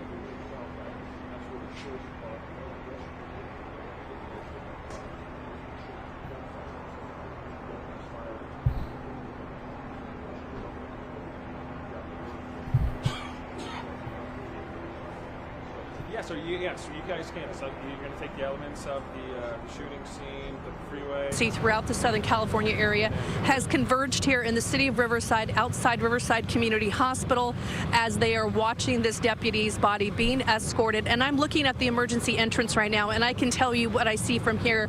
I not only see law enforcement officials there, but I also see many of the doctors in their scrubs. I see some nurses also watching this procession. I'm looking at the windows in the hospital and watching as people are also watching this. So if you could just imagine this scene here as people are trying to pay their respects to this deputy as they try to just come to terms with what occurred here and why. And those are just some of the questions we're going to have, and hopefully we'll be able to bring those to you. But as you can see, this procession just getting underway.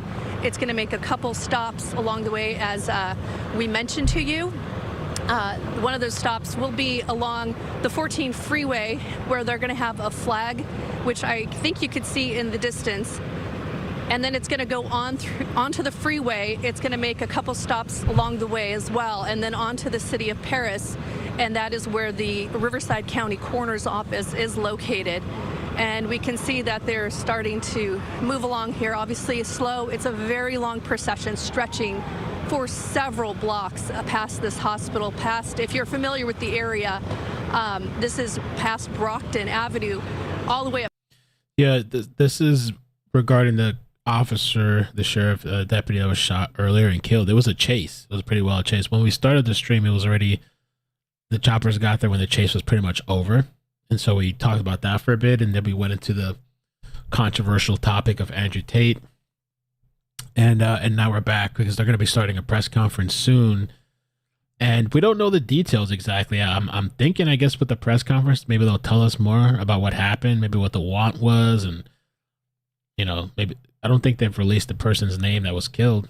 Route, we understand, will first go through Martin Luther King Boulevard and then on to Box Springs, and then moving to Eucalyptus, again in the city of Riverside, onto the coroner's office, as Letty mentioned, is in the city of Paris. Yeah, and we have to also mention the fact that the family is there, and what a horrible afternoon for them to get this news and then automatically be placed in this situation where they're now in this procession following the hearse as it is being moved over to Paris, and along the way you'll see fire trucks with a flag that is draped.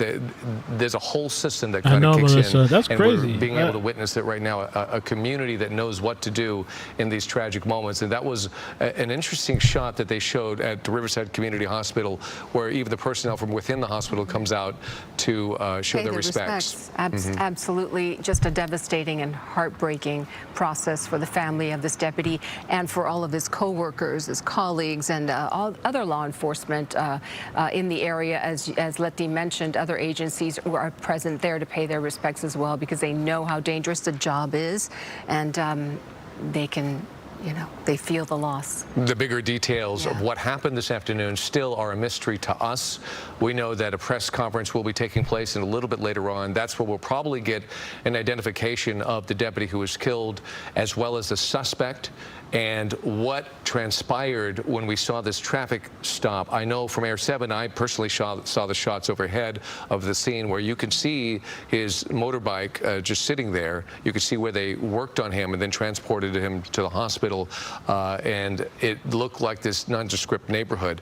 Not sure why it occurred, if this was an ongoing investigation or this was just a random traffic stop, but we're going to get the answers to those. But there's an impressive sight that you see right there. That's a live picture from Letitia's camera, and you see the enormous amount of law enforcement personnel who've now immediately come in response to this tragedy. It is a moving sight, indeed, very emotional for everyone involved, even us. We don't know this deputy, but every time we see this, of course, it is it's just heartbreaking. It's heartbreaking. Menifee Police, Orange County Sheriff's Department, Palm Springs has shown up as well, and a host of other law enforcement personnel have made their way to. I wonder if criminals too see this stuff going on and maybe use this as an opportunity to go commit some crimes. You know, was immediately notified if they lived in the area. Officers will, or deputies rather, will even go pick them up and take them to the hospital. If they're out of town, that's a situation where they can even send a plane to go pick them up to make sure that they can be here with their loved one. So we don't know exactly how that happened for this particular officer. But shortly after that shooting, deputies were looking for the shooter, and they found him.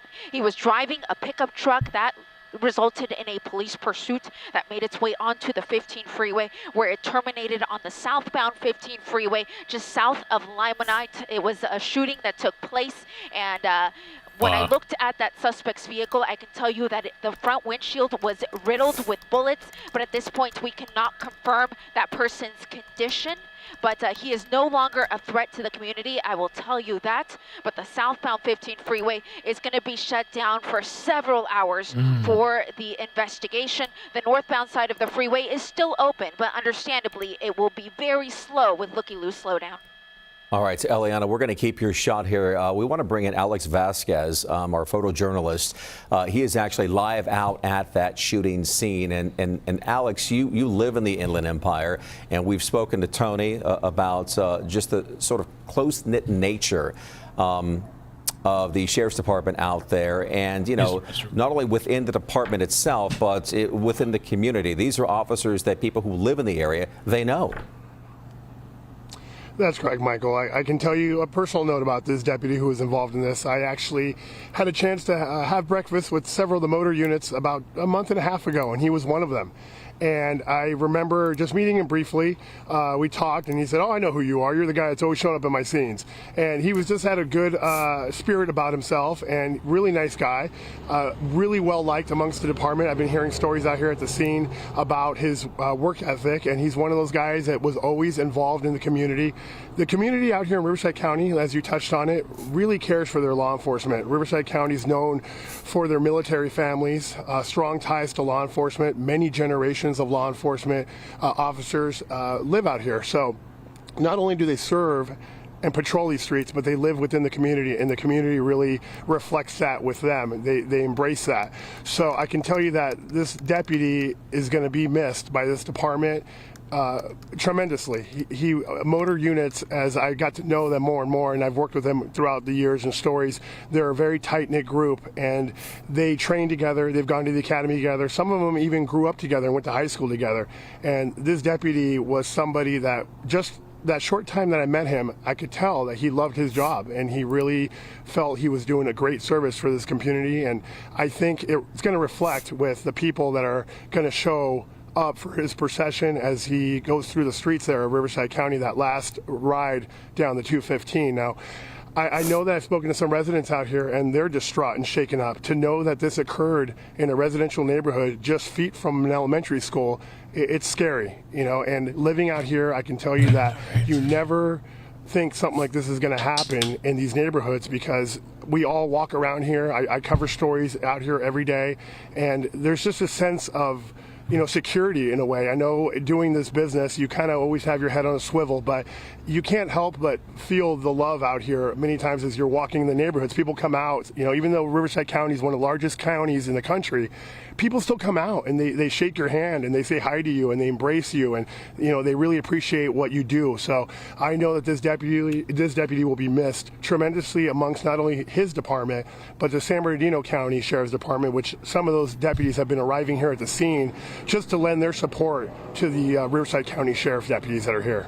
And Alex, while we're talking to you, we just want to mention that the Sheriff's Department has told us that they are going to hold a press conference later this evening. Of course, we'll bring that information to you. But Alex, anyone who knows you can tell just by your voice how broken up you are. You mentioned, you know these motorcycle officers, you spent time with them. Do they ever talk about the dangers of the job? Are they just highly aware of that on a day-to-day basis? You know, Kathy, that's an excellent question. I know I've spoken to these deputies and many times about the dangers of the motorbike, because I've covered so many accidents where these guys go down on the streets, and they've always told me that they fear the traffic stops. The traffic stops are the most dangerous for them because it's the unknown. That they actually feel safer on the bike than they do, you know, sometimes having the most simple interaction. Yeah, I'd be paranoid too. Is like, if I was a cop, I couldn't imagine having that kind of job. And every time you stop or do whatever, you gotta worry about somebody, you know, some crazy person shooting you or whatever. And in some cases, they just walk up to these cops and shoot them and kill them randomly, like for no reason. So, yeah, they haven't released a name yet. This is the procession, and I guess this is gonna go on for a while. They said it's several blocks long. Wow.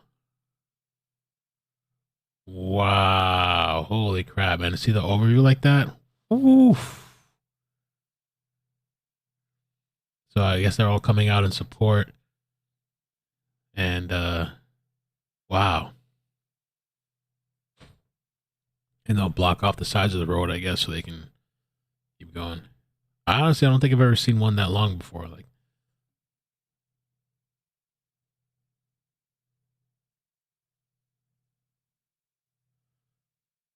that was a fire truck right there. That's the only thing I was wondering. I just wonder, because you know how some people are just opportunistic. I just kind of wonder if there's criminals out there that would see something like this and be like, okay, this is our chance, this is our opportunity. You know, whether it's a home invasion or like robbing a store, like, will there be anybody to respond to any emergency calls while this is going on. Like, they probably have a few, but maybe, you know, I don't know. Probably not, I would think.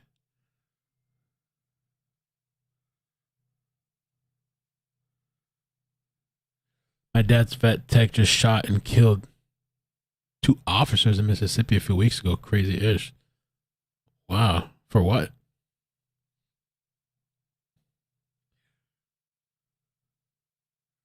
Yeah. After the headline says, every officer wants to be there for the officer and the family. California processions are this long. No, we don't know anything yet about the officer. I'm assuming at the presser that maybe they'll announce it.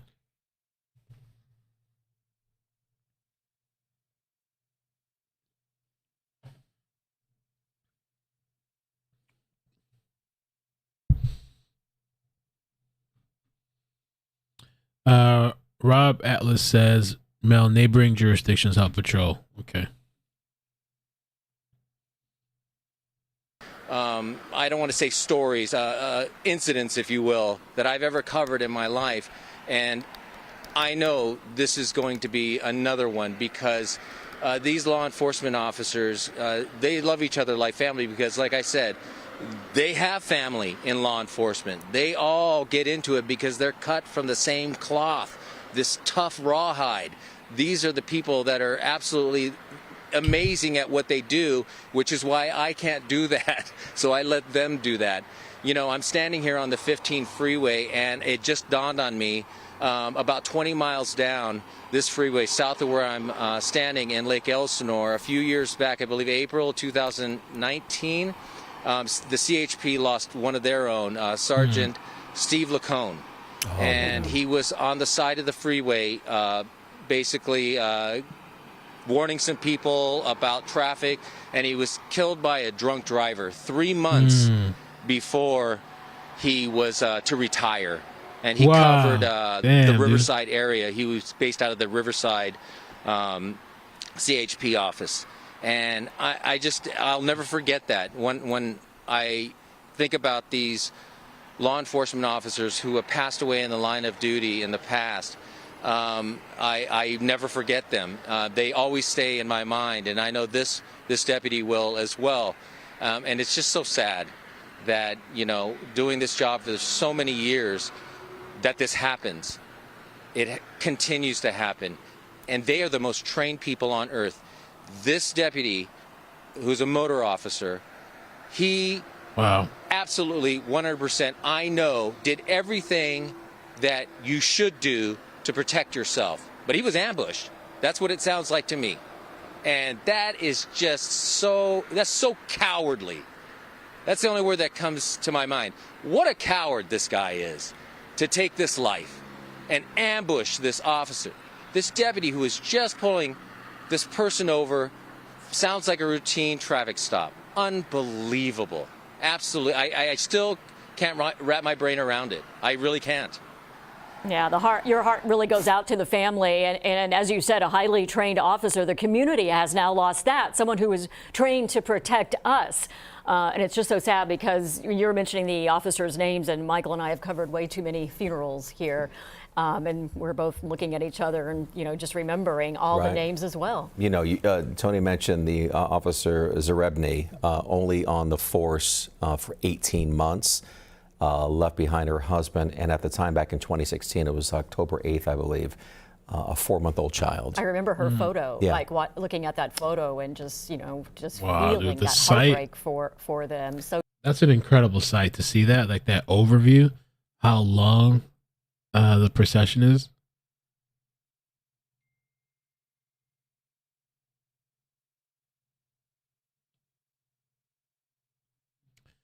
Heaven on Earth, thank you for the super chat. Says, thanks for covering this, Mel. I love your amazing channel. Thank you. Today was kind of weird. It was very weird this evening. It was because, you know, I was just gonna do the Andrew Tate thing just for the hell of it, just to come on and hang out with you guys, even though I know it's like controversial. And my thoughts have definitely changed on that guy. Not that I had many thoughts before, but like I said, I used to see the guy's motivational videos. And I was like, oh, it's interesting. There was some things there that, like, watching the clips that I was like, you know, I thought the messages were good, but like to hear all this shit behind the scenes, I'm like, oh hell no. Yeah. But then yeah, this was happening at the same time, and it was a chase, and I heard that it was like a cop was shot. At the time I didn't know he was dead at first. At first, I'm like, oh, we gotta cover this. But then I was just waiting, and then by the time they got there, the choppers got there. There was the guy. I think he was already dead.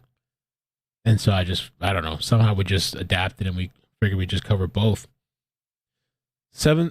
Press conference will be at 7:30. So, and thank you, Diggs. So, Pacific time. So that's 8:30,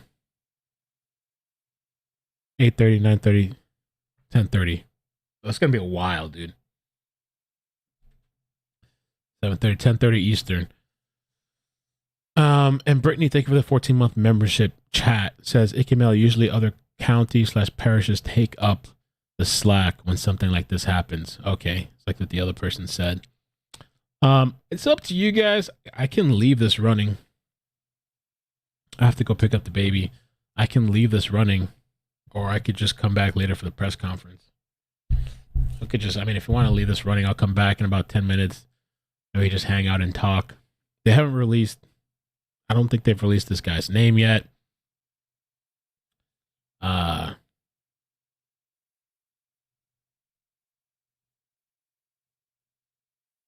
It's a really shitty thing, and the little bit of details that I think we heard was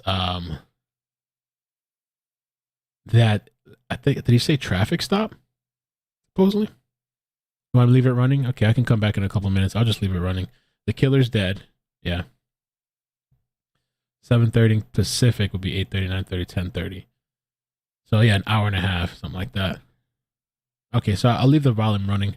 Was killed in a shooting, and I remember that the recruit in the class withdrew his name from the academy because it was just simply too much for that person to take at that time, and that's what sometimes happens. A lot of these officers I'll be back will like sometimes 10 minutes or bottle so. it in. Of course, that's not the best I'll way leave to it deal running. with this. Grief counseling is available to not only members of the Riverside County Sheriff's Department, but other police agencies that may be affected by this tragic incident that happened here in Riverside this afternoon. Stretches far and wide, yeah.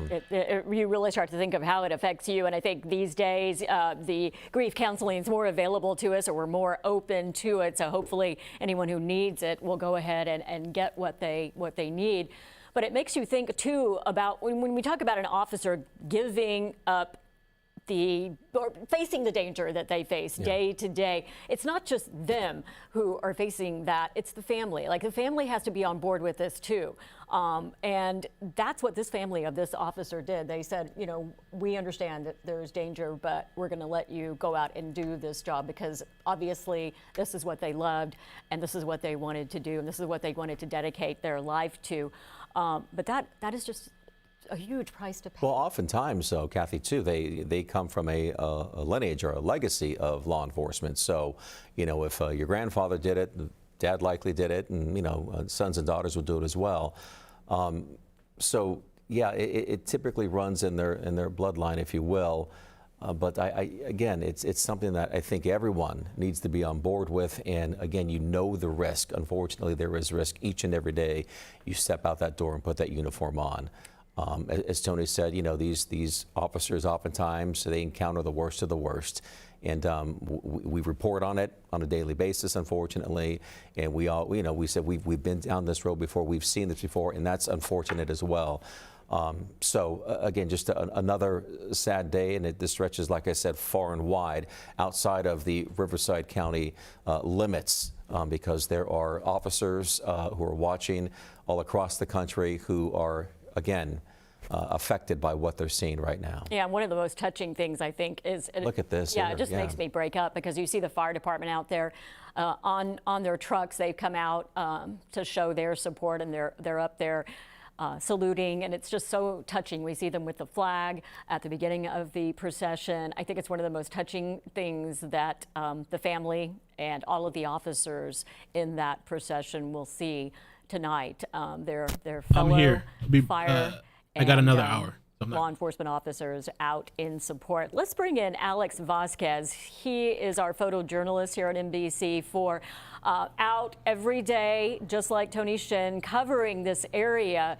And, you know, Alex, you're a friendly guy. You're out there talking to these people. You know them. You have breakfast with them sometimes. It's how you get the great stories, and you're friends with them. And I know this is going to hit you really hard. And we're going to learn more later on. There's a news conference scheduled for tonight, 7:30, but we'll learn more about who this officer is and also learn more about the family. But just talk to us a little bit about the department. You said they're very close-knit, and this is going to be extremely hard for them. It is, Kathy. This is something that's never easy for these officers and deputies. They are definitely a tight family because they are so spread out. You know, a lot of people don't understand that Riverside County does carry all the way out to the Coachella Valley. That area is patrolled by Riverside County Sheriff's Department. And so... And that's interesting that they're along the top two. That's kind of cool. I wonder why. Is that just, I don't know, just to show and support? Like along the top of the bridge? So I'm back. I got about an hour. The baby's gonna get a bath and stuff. So in an hour I'll go pick her up, but I'll be back for the press conference, I guess, at 10:30.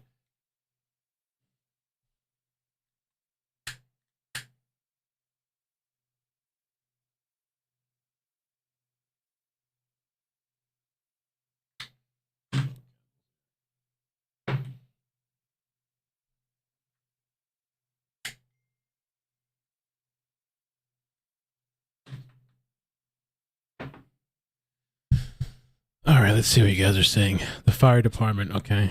Showing respect, saluting the fallen brethren. Okay. Yeah, I mean, I would definitely feel some type of way if I was like in that line of work and then one of my own, you know, was like shot and killed. I would even like, especially how when they were chasing the guy down, I'd probably be super aggressive too. You know, I want to take this guy out because it's like personal for them. That fear of not going home each and every night after their shift is something that wears on them day in and day out after, you know, each one of their patrol duties. No, I didn't see the ladders. Remember always that they're also human. I mean, yes, they wear the badge, they wear the uniform, they go out there, their job is you know, law enforcement, but these are people first, and they have families, and like you said, there's a family that's missing their loved one tonight. 6 miles. Oh. That's definitely right, Kathy. And, you know, you and I did stories for a while, for a couple of years, I believe, where we showcased these heroic, I guess you would say heroic situations that they came across every single day. I remember doing these stories with you, and the one thing we had in common for each and every one of those stories that you and I did together, I remember we would showcase heroes, people, deputies that would rescue a baby from a pool or something. They never wanted that spotlight on them. You know, I actually spoke, I was the speaker for their award ceremony a few years back for the Riverside County Sheriffs. I was up there and presenting these awards, and a lot of them didn't even want to come up to accept it because they're shy of the spotlight. You know, they always tell me, you know, we didn't pick to be deputies. The department chose us. The profession chose us to be a deputy. We didn't choose to be one, and I believe that. I believe, you know, each and every one of these members of law enforcement out here, especially in the Inland Empire, the guys that I've gotten to know, they just kind of grew up knowing that this is something that was for them. And so being out here and knowing that this occurred, this tragic incident out here in Riverside County, it's going to be felt from one end of the county to the other and far beyond. So I think that as you see this procession continue on, you're going to really feel that emotion. And as tragic as these events are, to see them all line up like this is something actually really beautiful and very emotional. And I'm not sure if they're going to do it, but usually the department drum line will go out there and they carry the flag in and they have a certain ceremony. And if someone hasn't seen that, please do so, because that is something that is, it's a tragic event, but it's so honorable, and it really expresses how these officers care for one another, and these deputies, they really honor each other. Yeah, it is certainly a very powerful scene tonight. It's Carolyn Johnson joining Kathy Vara here. And for the viewers who may be just joining us now for the news at 6, we want to let you know we're following this breaking news in Riverside County for you. A deputy shot and killed this afternoon during a traffic stop in Jurupa Valley. And just about an hour ago, this procession that we are following for you right now began for him. His body now being transported from Riverside Community Hospital, where he died, to the coroner's office. Eliana Moreno overhead for us in News Chopper 4. Eliana. Carolyn, and we're watching this very somber, emotional procession as it makes its way southbound on the 215 freeway. I'm looking there at the Cactus Avenue overpass. You can see the local fire department out here showing their love and support for this fallen Riverside County Sheriff's deputy. That's about the tail end of the procession. So as I move this shot to the south, and a little closer to us, we'll get closer to the front of the procession, which is where we'll see motor officers, and directly behind them is the hearse that is carrying the body of this officer, or deputy rather, who is yet to be identified. But his body is now making its way to the Riverside County Coroner's office, and where we took off from was the hospital, where tragically he lost his life. But this is a situation that actually unfolded at about 2 o'clock this afternoon in a residential area of Jurupa Valley. What we believe was a traffic stop, that motor officer stopping a driver in a pickup, and for reasons that are still unclear and will likely never make sense to any of us, that officer was shot and killed. Now, the shooter took off, and fortunately, he was located by sheriff's deputies who then were in a police pursuit with that individual, which terminated on the southbound 15 freeway near the Limonite exit, where another shooting occurred. And at this point, we can't confirm his status, but I can tell you that he is no longer a threat to the community. It looked like he was dead. They showed him on TV. Freeway will remain shut down for the police investigation. But again, this is the procession as it makes its way southbound on the 215 freeway, approaching Paris and the coroner's office. That's latest here from Paris in News Chopper 4. Back to you in the studio. Eliana, thank you. And we do want to get out to our Tony Shin now. He is where that pursuit came to an end. Tony. Hi, Kathy and Carolyn. Yes, I'm actually standing on the 6th Street overpass, which goes right over the 15 freeway. Let's go ahead and pan over to the left. You see this wire mesh kind of gets in the way, but maybe you might be able to make out some of the police lights down there. That is where this pursuit came to a deadly ending. That is where officers chasing this suspect, this cop killer, and basically took this person's life. Now let me go ahead and show you what it looked like earlier this afternoon. At around 3 o'clock, law enforcement officers spotted the suspect, who was driving a dark pickup truck.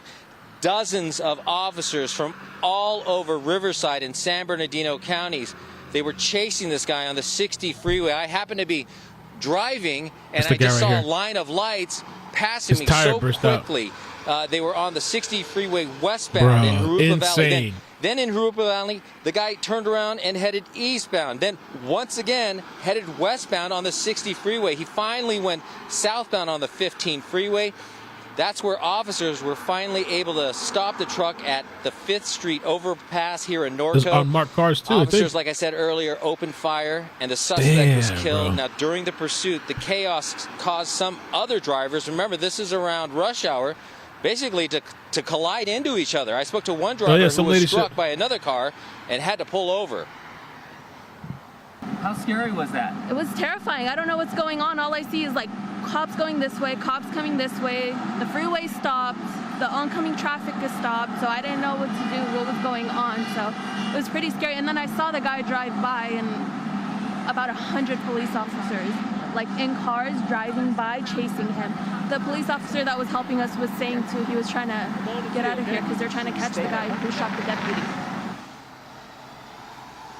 Back here live, you could see that just line of police lights. This is the southbound lanes of the 15 freeway, just south of where I'm standing on the 6th Street overpass. Right now, the 15 South is still closed down from Limonite all the way down to Hidden Valley Parkway, which is just north of the 91 freeway. As you can imagine, this is going to be closed for a long time as they continue this investigation. Kathy and Carolyn, back to you. All right, Tony, thank you so much. Let's check in once again with our photojournalist, Alex Vasquez, who is in Jurupa Valley, and that is where the shooting happened this afternoon. Alex. Kathy, this is the scene here from about a block away from where it actually occurred. But I'm going to push in here where you can see investigators are just in the early stages of the investigation. They're actually just combing the streets right now, looking for any type of evidence that may lead them to have a better understanding of what actually occurred. And I'm going to pull back out here and I'm going to show you these residents out here that are not able to get to their homes. The streets are going to be cordoned off out here and taped off for a while, so they're not allowing these residents to return to their homes because the investigation will be going on throughout the night. But once again, I'm going to push in here, and this is where it actually occurred. It was down this residential street just feet away from an elementary school. That elementary school was not in session, so those children were not out in the playground near where this actually occurred. But this is where that traffic stop took place. I know Eliana Moreno showed you an aerial shot from where this actually occurred, but somehow the officer had that interaction in this intersection right there. Now, investigators are focusing in on that specific house right there because they have what they believe is some sort of surveillance system. So they're hoping that some of that video from that home may give a better idea of what actually occurred. Now, I'm going to pull back out here and show you this. A lot of people from the community are actually coming out and shaking these deputies' hands. One man actually just hugged this deputy just moments ago and told him, "I'm with you, brother." So that tells you that the community is already showing up here and just lending their love and support to these deputies who obviously are having now to deal with this horrible, tragic event for their department. So that's kind of the latest out here right now. I'll send it back to you guys back in the studio. All right, Alex, thank you. Of course, we are working to learn more about the motor officer killed today, and the sheriff's office has announced they will be giving a live update at 7:30 this evening, and we will bring that to you live on NBCLA.com as well as the NBCLA app when it happens. We want to turn to the weather now because we're going to get some... Okay.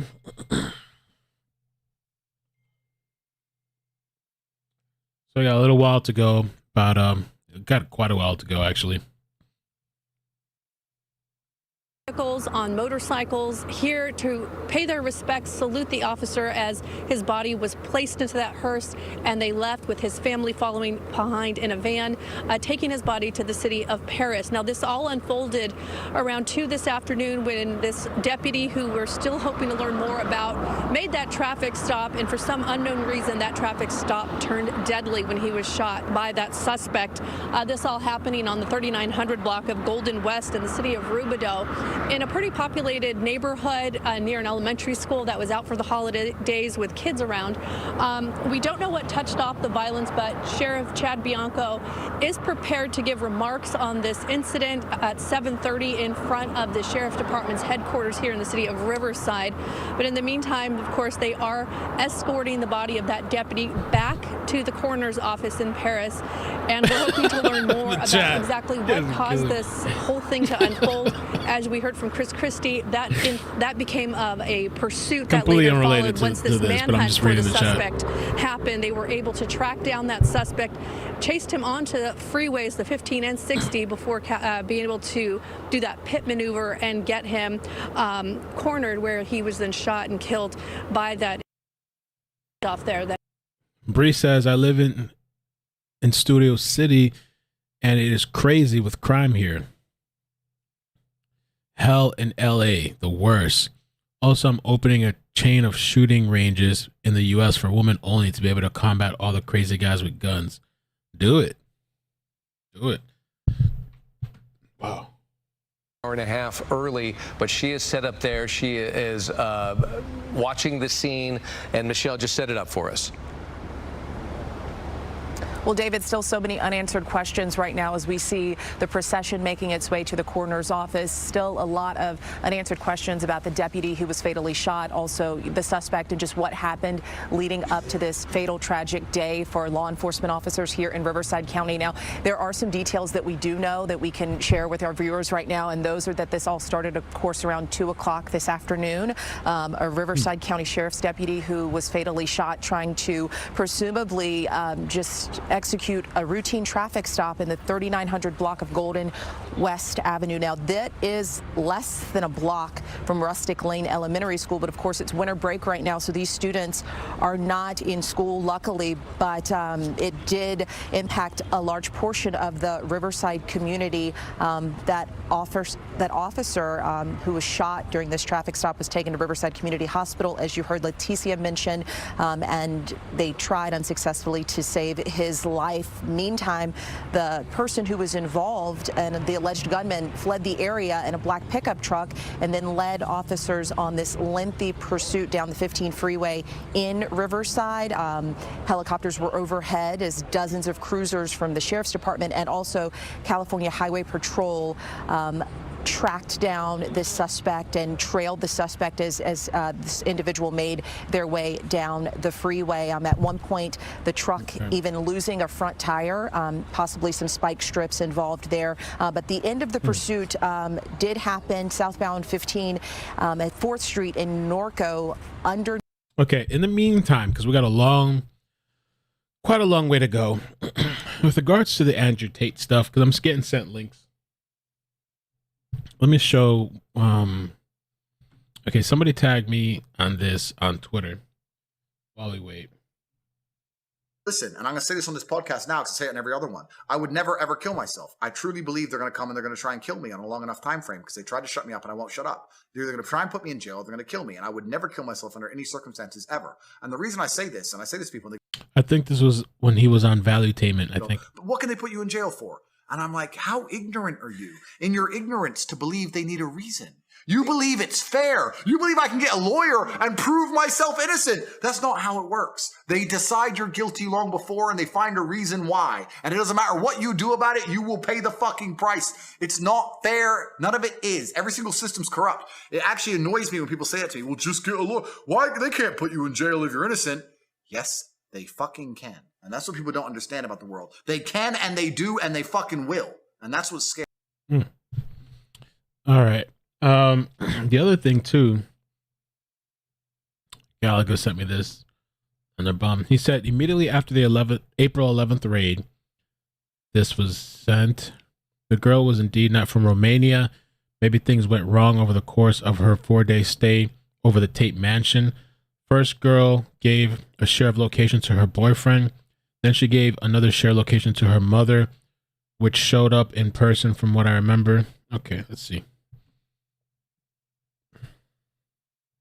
Plays again. And he's arrested. The hold is for 24 hours. Like I said, I'm kind of curious to see what he's going to say tomorrow. And that one article said there's 6 women supposedly. So I'm like, holy crap. You know what I'm saying? But I've heard him say remarks like stuff like that about women too. That's true. When I started digging a little bit deeper, like some of the stuff is, when he loses his life, then this procession will be planned. It's usually a flag-draped coffin brought into the hearse. The family follows close behind, and then an enormous procession is underway, and the personnel know exactly what to do, where to go, and how to show their respects as they deliver that body of the law enforcement officer from the hospital to the coroner's office. And it's an opportunity for not only law enforcement, but the community itself to show their respects as they bring his body through their community. And there they are. They're exiting right now. Let's bring back Chris Christie. So that's going to be West 4th Street, getting off at 4th Street. Here's the exit. And this post here says, can confirm suspect is dead after 2 shots were fired through the windshield. They're getting 100 officers flood the zone here. There's not even enough room in that parking lot for this many police officers, but nonetheless, they are all about to follow that hearse into the parking lot of the coroner's office. We are in the town of Paris as they now make the turn onto 4th Street. Officers saluting as they make that turn, and the procession starting to condense a little bit as they close the gap to allow traffic about 4 or 5 miles back to resume once again. You'll have to forgive these officers because there is got to be about, there are thousands and thousands of people who are stuck in the traffic behind them, just trying to get home, obviously. But a very important event here, as they have been forced to shut down the freeway. It'll be reopened once again. You'll be relieved to know if you're waiting for somebody or trying to get home along the 215 this evening, the freeway will indeed reopen here in the next couple of minutes as these officers now get off of the freeway at 4th Street. There's the hearse right there, now approaching the coroner's office here in Paris. Yeah, and it was such a beautiful moment of support at the hospital as well when they brought the hearse out, when they brought the coffin out and put it into the hearse, and an enormous line of law enforcement officers standing there saluting as they put it in. And here we go, right at the coroner's office as they start to pull in. You see the long line of personnel already in place to show their respects. And yeah, you're right. I don't know where all the vehicles are going to go, but they are there ready to show their support. Yeah, they sure are. You can see lots of California Highway Patrol here as well. They were involved in that pursuit as it came to an end. And here they are, those leading motor officers, followed by the hearse, turning into the coroner's office to a hero's salute underneath the American flag right there in the driveway of the coroner's office, and they will be delivering the body, the remains of that officer here very, very shortly in a methodical fashion. You can see them lining both sides of the driveway here, officers from various jurisdictions. There's the hearse now arriving at the Riverside County Coroner's Office here in Paris. Yeah, and I'm curious to see how they ceremoniously move the coffin from the hearse into the coroner's office. And there you see the motorcycle officers started to stack up, get coordinated, and then they're moving on through. Then there's going to be a tremendous amount of larger vehicles that are going to be coming rolling through, unless they pull off, Chris. Pulling into the coroner's headquarters right now. And Chris, have you been here before? Have you seen this done? I have never seen it done here in Riverside at this coroner's office, but you can tell that those motor officers have already wrapped around the entire perimeter of the building. It certainly appears as they are going to pack in here and allow every officer to participate in this in some fashion as they park their vehicles and salute this officer as he is removed from the hearse and taken into the coroner's office. You can see the firefighters moving from the American flag back over to the other side of the building, and they will be ready to take part in that removal process as well. But it's going to take a few minutes just to get everybody back here. You can see them rushing back to the rear side of the building. Again, we're just 2 blocks off of the 215 freeway, where most of the procession is still on the freeway. So that's 4th Street there that runs through the middle of the screen, and then you can see about another 100 vehicles packed onto the freeway, stretching as far back as about 2 or 3 miles back. So still a ways to go before everybody packs in here, assuming they wait for everybody to arrive here and then unload the body. We'll see how exactly this plays out, but it is very ceremonial, and they will do this in as... So there is cell phone video of today's pursuit.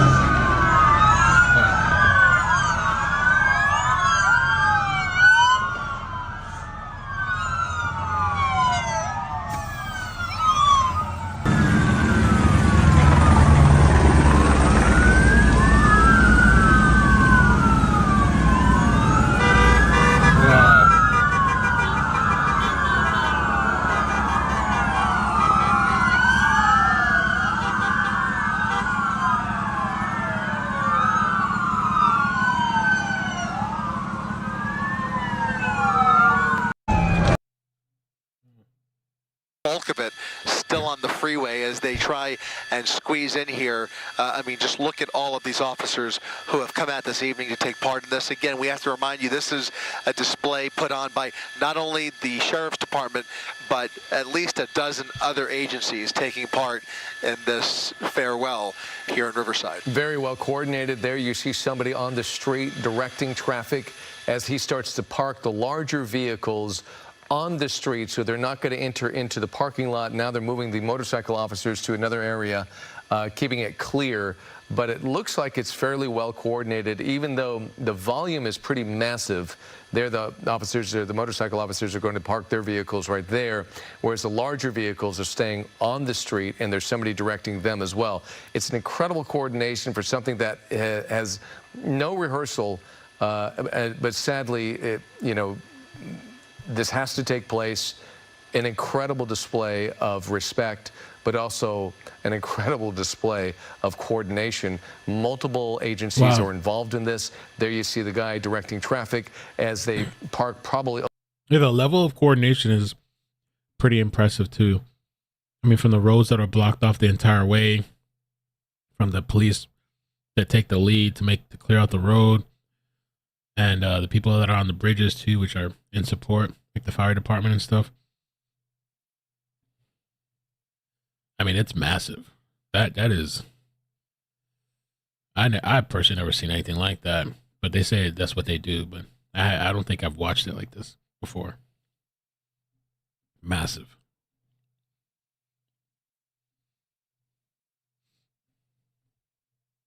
They are still coming off of the freeway.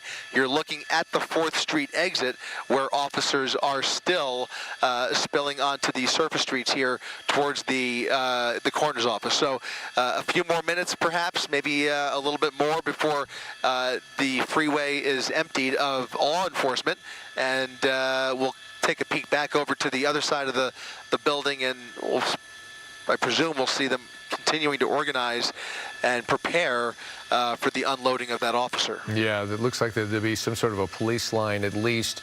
All the motorcycle officers are moving over there. They might be of high priority because this was a motorcycle deputy for the sheriff's department who was killed, and so his perhaps fellow deputies will be allowed to stand in that procession as they move the coffin into the coroner's office. You could see them coordinating right now. The lighting is a little bit difficult because obviously it's not built for you to watch from however far you are from up there, Chris. But nevertheless, you could see how many personnel are starting to get into place right now.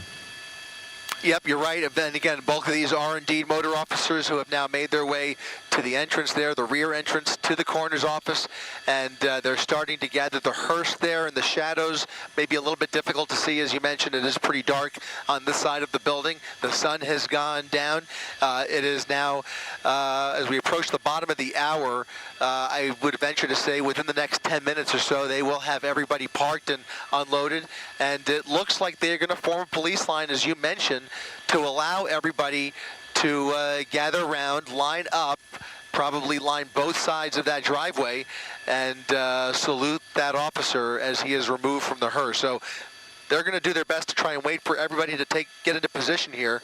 Still directing traffic through the parking lot there. Still upwards of 50 or so vehicles left on the freeway as they continue to pack in here, using every inch of real estate to park their vehicles. And it looks like they're going to exit their vehicles, walk over to the coroner's office building before the officer is removed. Well, this is an incredible undertaking, and there you see the line of police officers that have just gotten off the 215 freeway, waiting to get parked.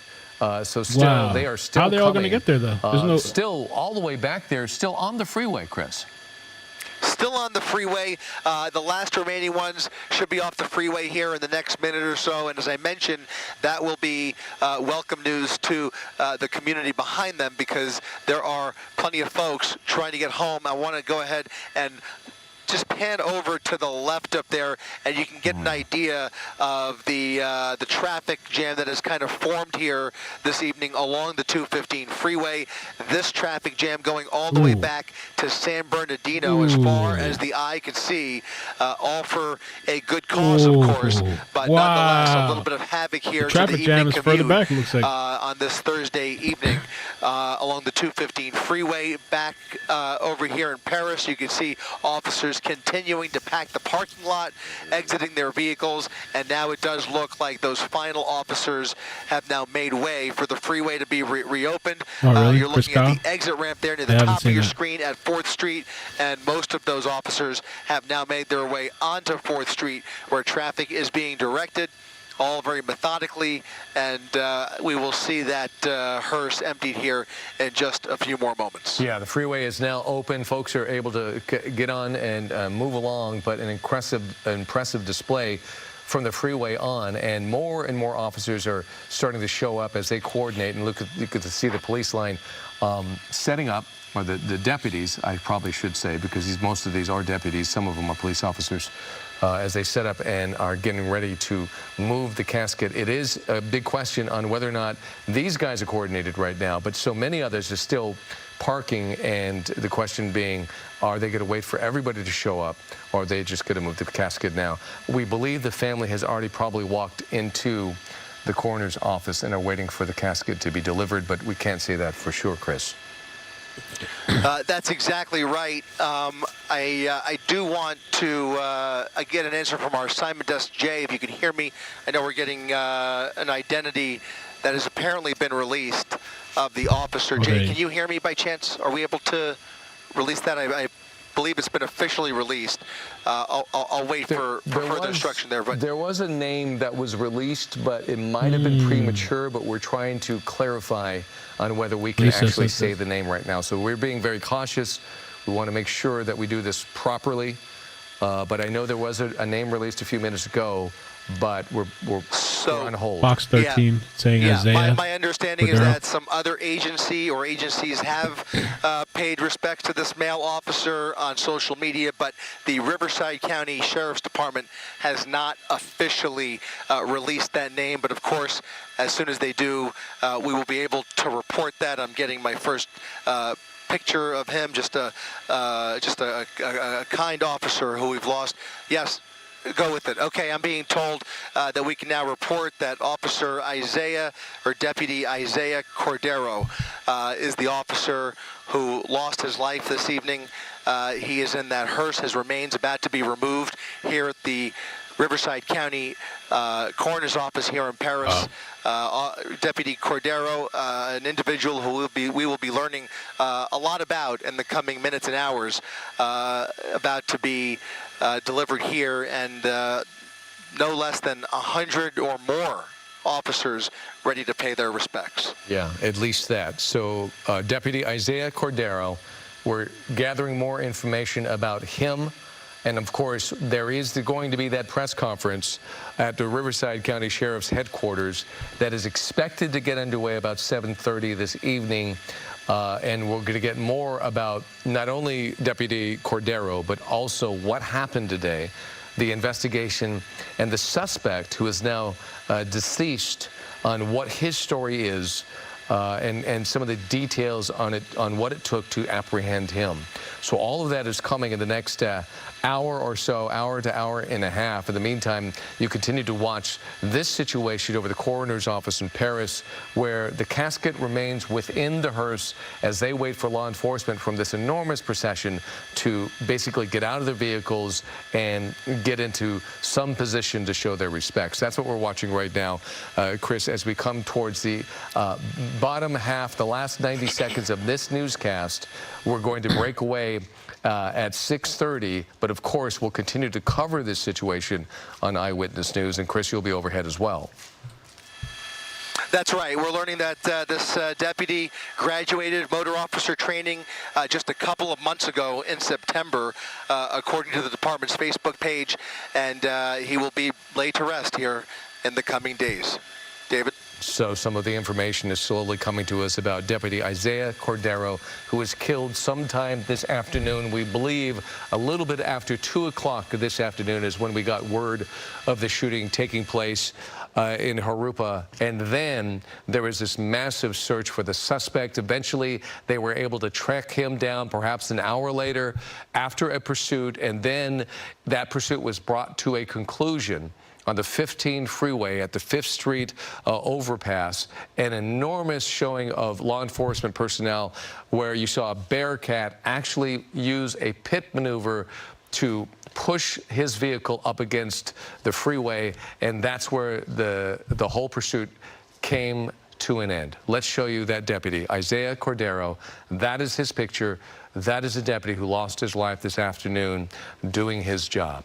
We're going to gather more information. We have a press conference coming up at 7:30, and we'll cover that as well. But thanks for joining us here for Eyewitness News at 6 o'clock. We'll continue to cover this live World News Tonight with David Muir.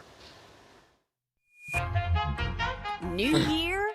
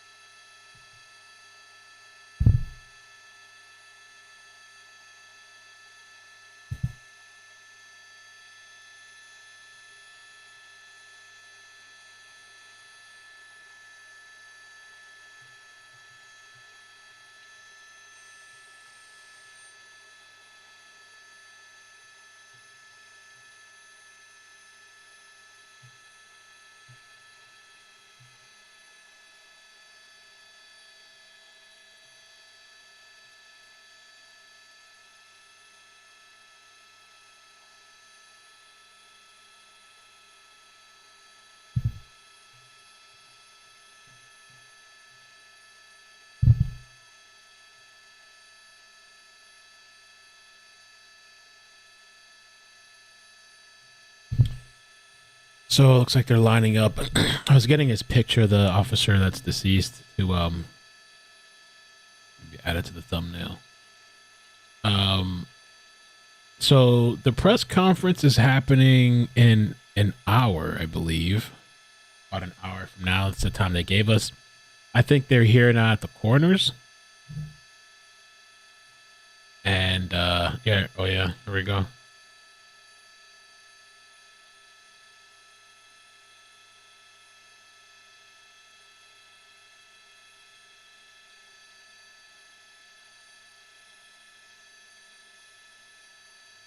SW 4x4, thank you for the super chat. Says, rest in peace, sir. Back the blue always. Minx, thank you for the 4-month membership. Says, thanks, I needed this. Oh, thank you guys for hanging out with me. It's kind of a, I guess we're just rolling with the punches, so to speak, as far as the stream. We were just supposed to be doing Andrew Tate, but this kind of just happened unexpectedly. Pretty wild.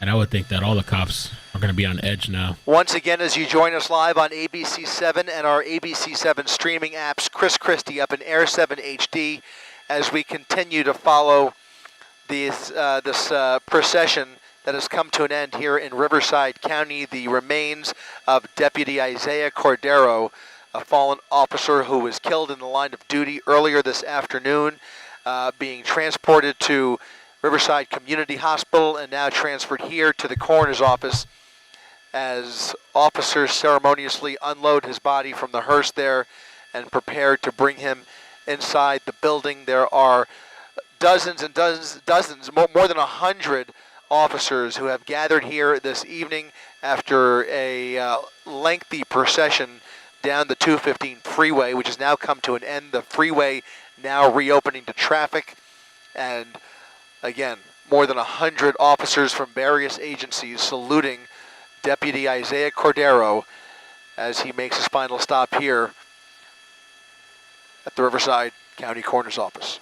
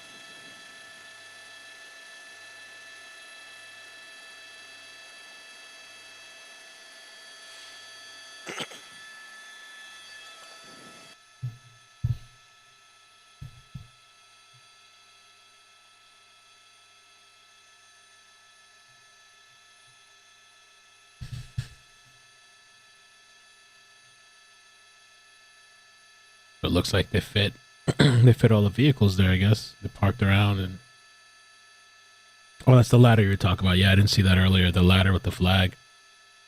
American flag.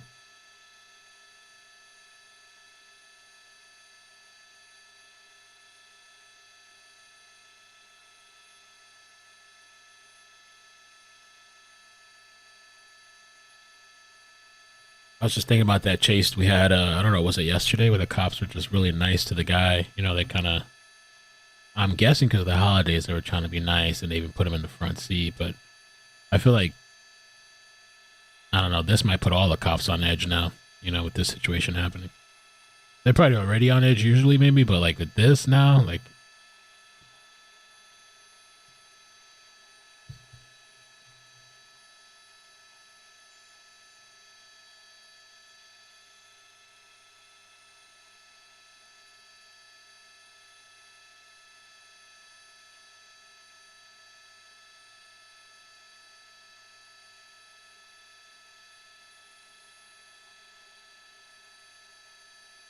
yeah, I'm going to leave in like 20 minutes or so. Or maybe a little less, 15 minutes. And go pick up the baby, but I'll leave the live stream running. Oh, and it will still have 30 minutes. It'll only take me like 10 minutes to do it.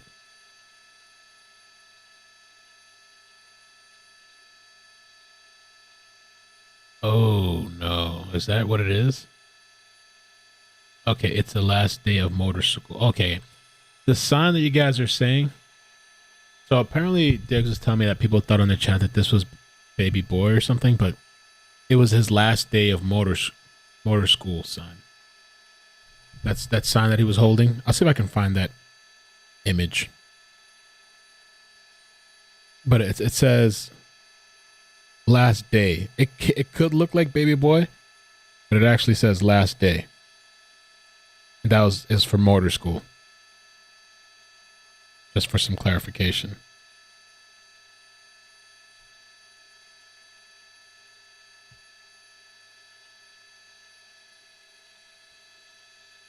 It's in the Discord messages. It's from their Facebook page. Okay.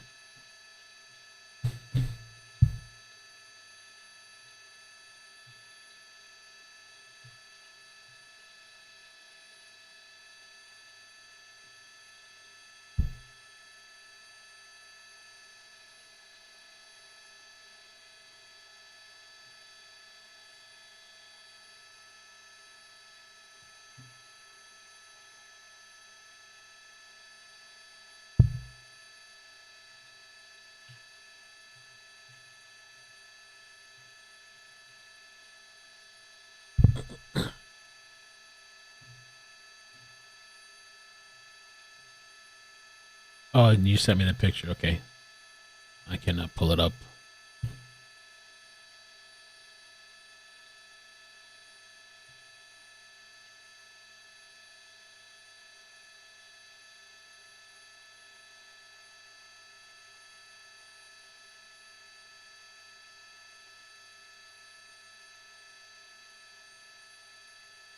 Get a better quality one. So last day of motor school.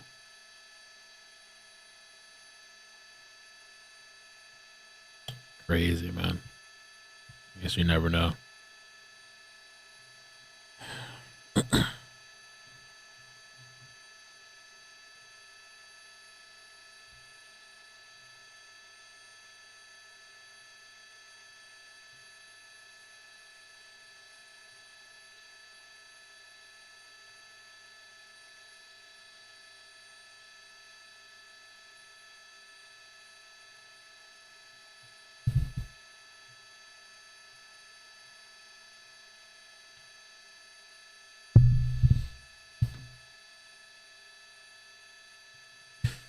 With the Andrew Tate stuff, I may follow up with that in the future. Just to see, I don't know if there's interest. This guy definitely rubbed a lot of people the wrong way for sure. You know.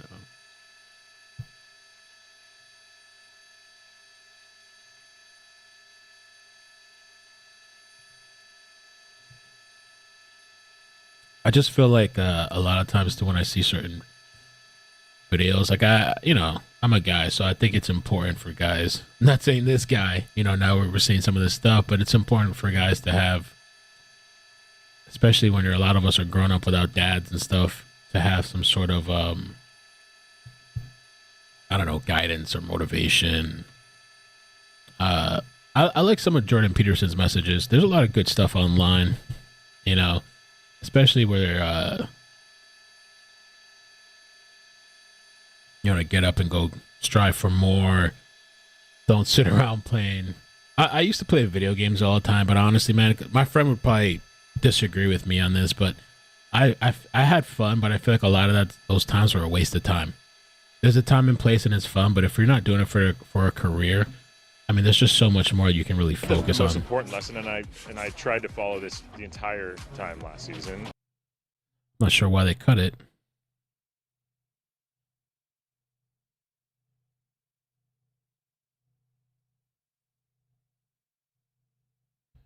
See if I can find another feed. Oh, Fox is live, right?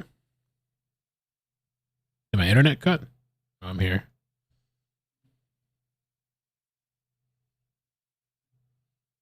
Talk about men, get cut. How dare you?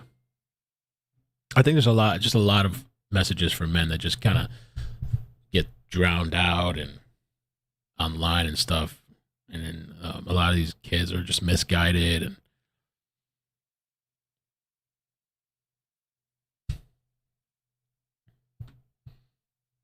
and just the importance of going to get in shape, taking care of yourself, building something, being able to provide something, working hard, that type of stuff. Cut the feed to make advertisers happy, probably. Yeah, probably. Is that what it is? But they're showing Jeopardy here.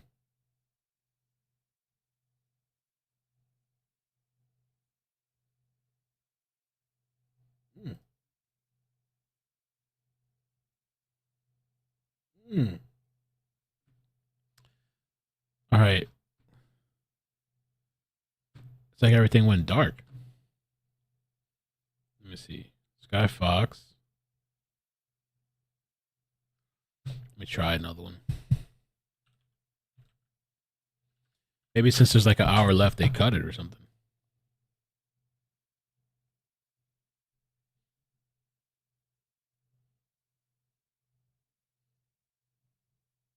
Own every mile at the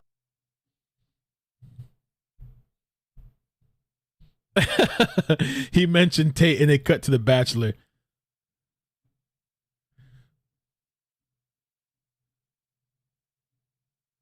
Yeah, all the channels seem to have cut it for now. Let's see what else they got. Damn, because I was about to get up and go in a couple of minutes.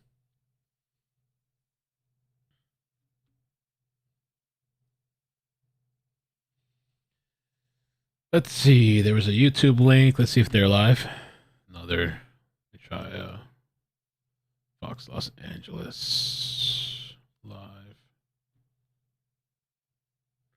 Yeah, it looks like they all kind of cut their feeds. Maybe they're waiting. They're going to wait for the presser or something.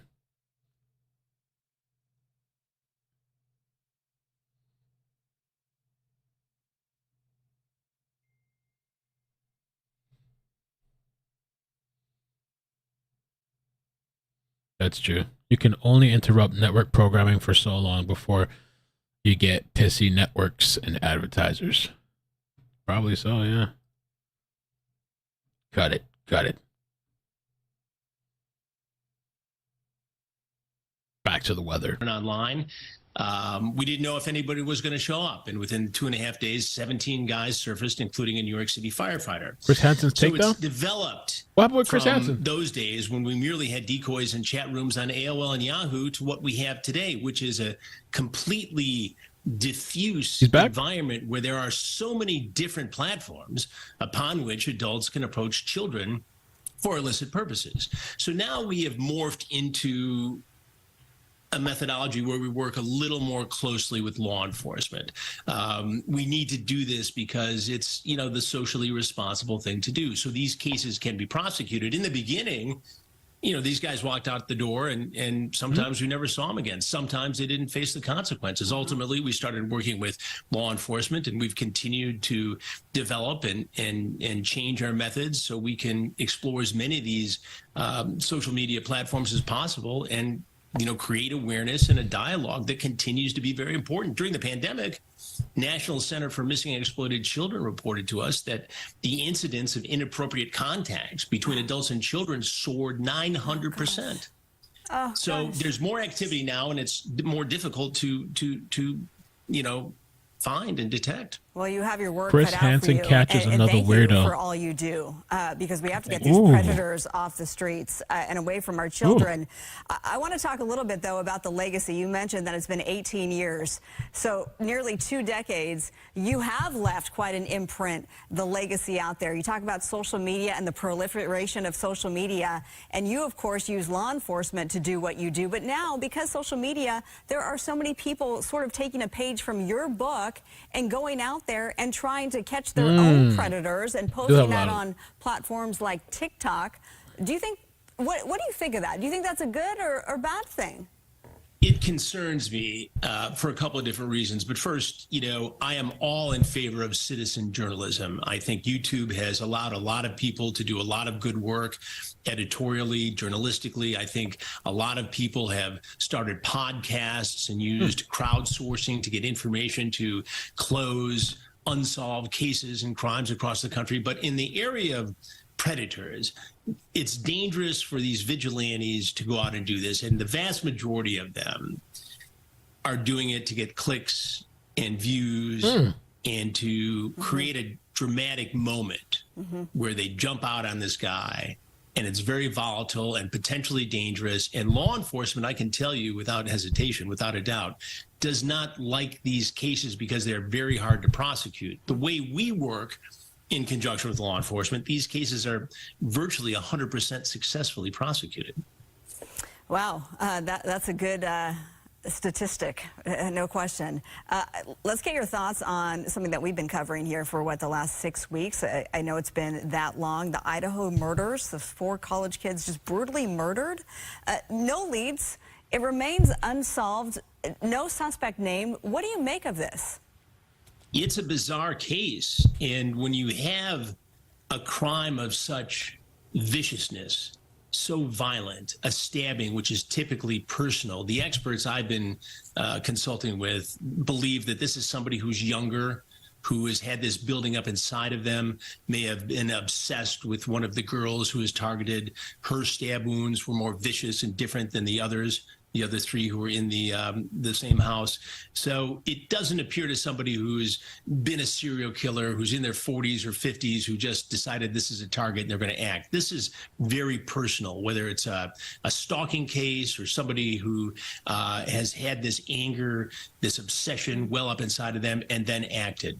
So what do we have? We've got potentially videos that are being gathered. We've got potential DNA evidence that is being sorted through. And these things don't develop magically. They just don't take a bag of hair and blood samples and take it to the police station in Moscow, Idaho, or to the state police and get it overnight. It takes time. And if you don't get a hot lead in the first 48 hours, these cases can go on a long time, as we saw in the very sensational case in Delphi, Indiana, where it went on for years before police made an arrest in the killings of those 2 young girls, the tragic killings there.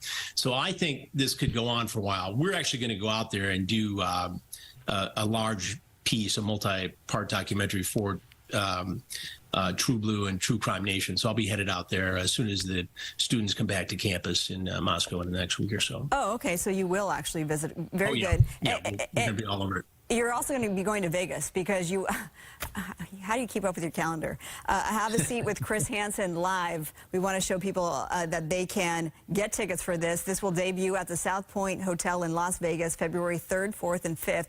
Tickets available now at Ticketmaster.com. Have a seat with Chris Hansen live. Quick summary of that.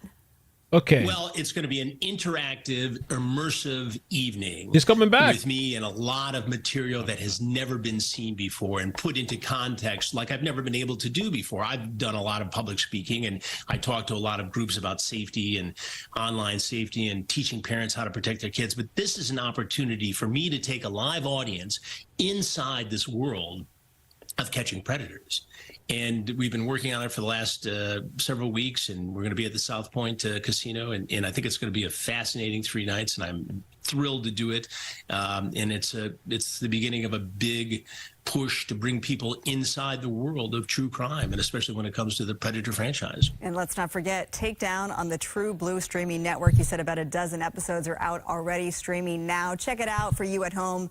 Check it out. And Chris, yeah, he's thank back you on so much TV. for being with us tonight. Great to meet you. Thank you, Marlon. Have a wonderful Happy New Year. Wow. You too. Happy New Year. No me diga. He's back. Oh, shit.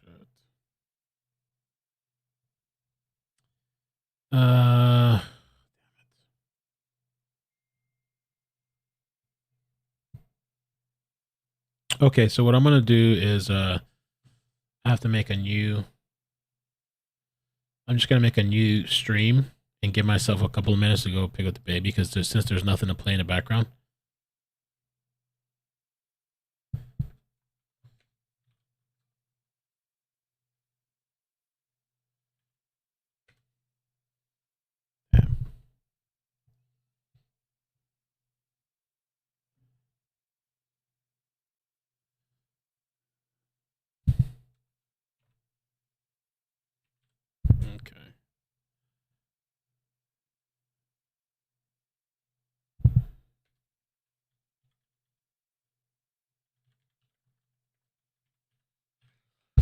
Okay.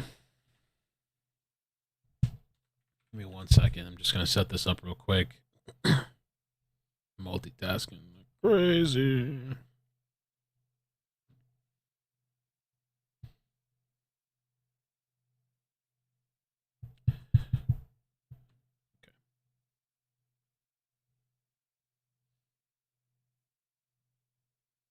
Okay, so I'll start it at gonna need to give myself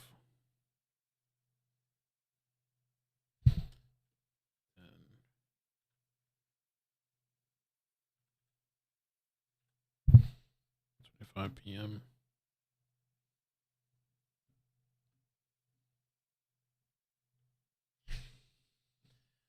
I'm surprised, and they even got Chris Hansen commenting on the Idaho murders, so he's making a comeback.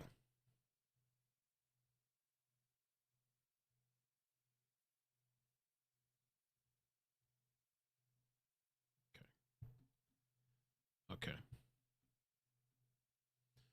So I'm gonna move you guys there. Give me a little bit. Go get the baby. All right, so I'll be back in a little bit. We'll watch the press conference. All right. You're leaving us unsupervised. I was gonna leave you guys with a stream playing, but because they stopped live streaming, I can't. I don't want to just leave you guys with a blank screen. People are just gonna leave anyway.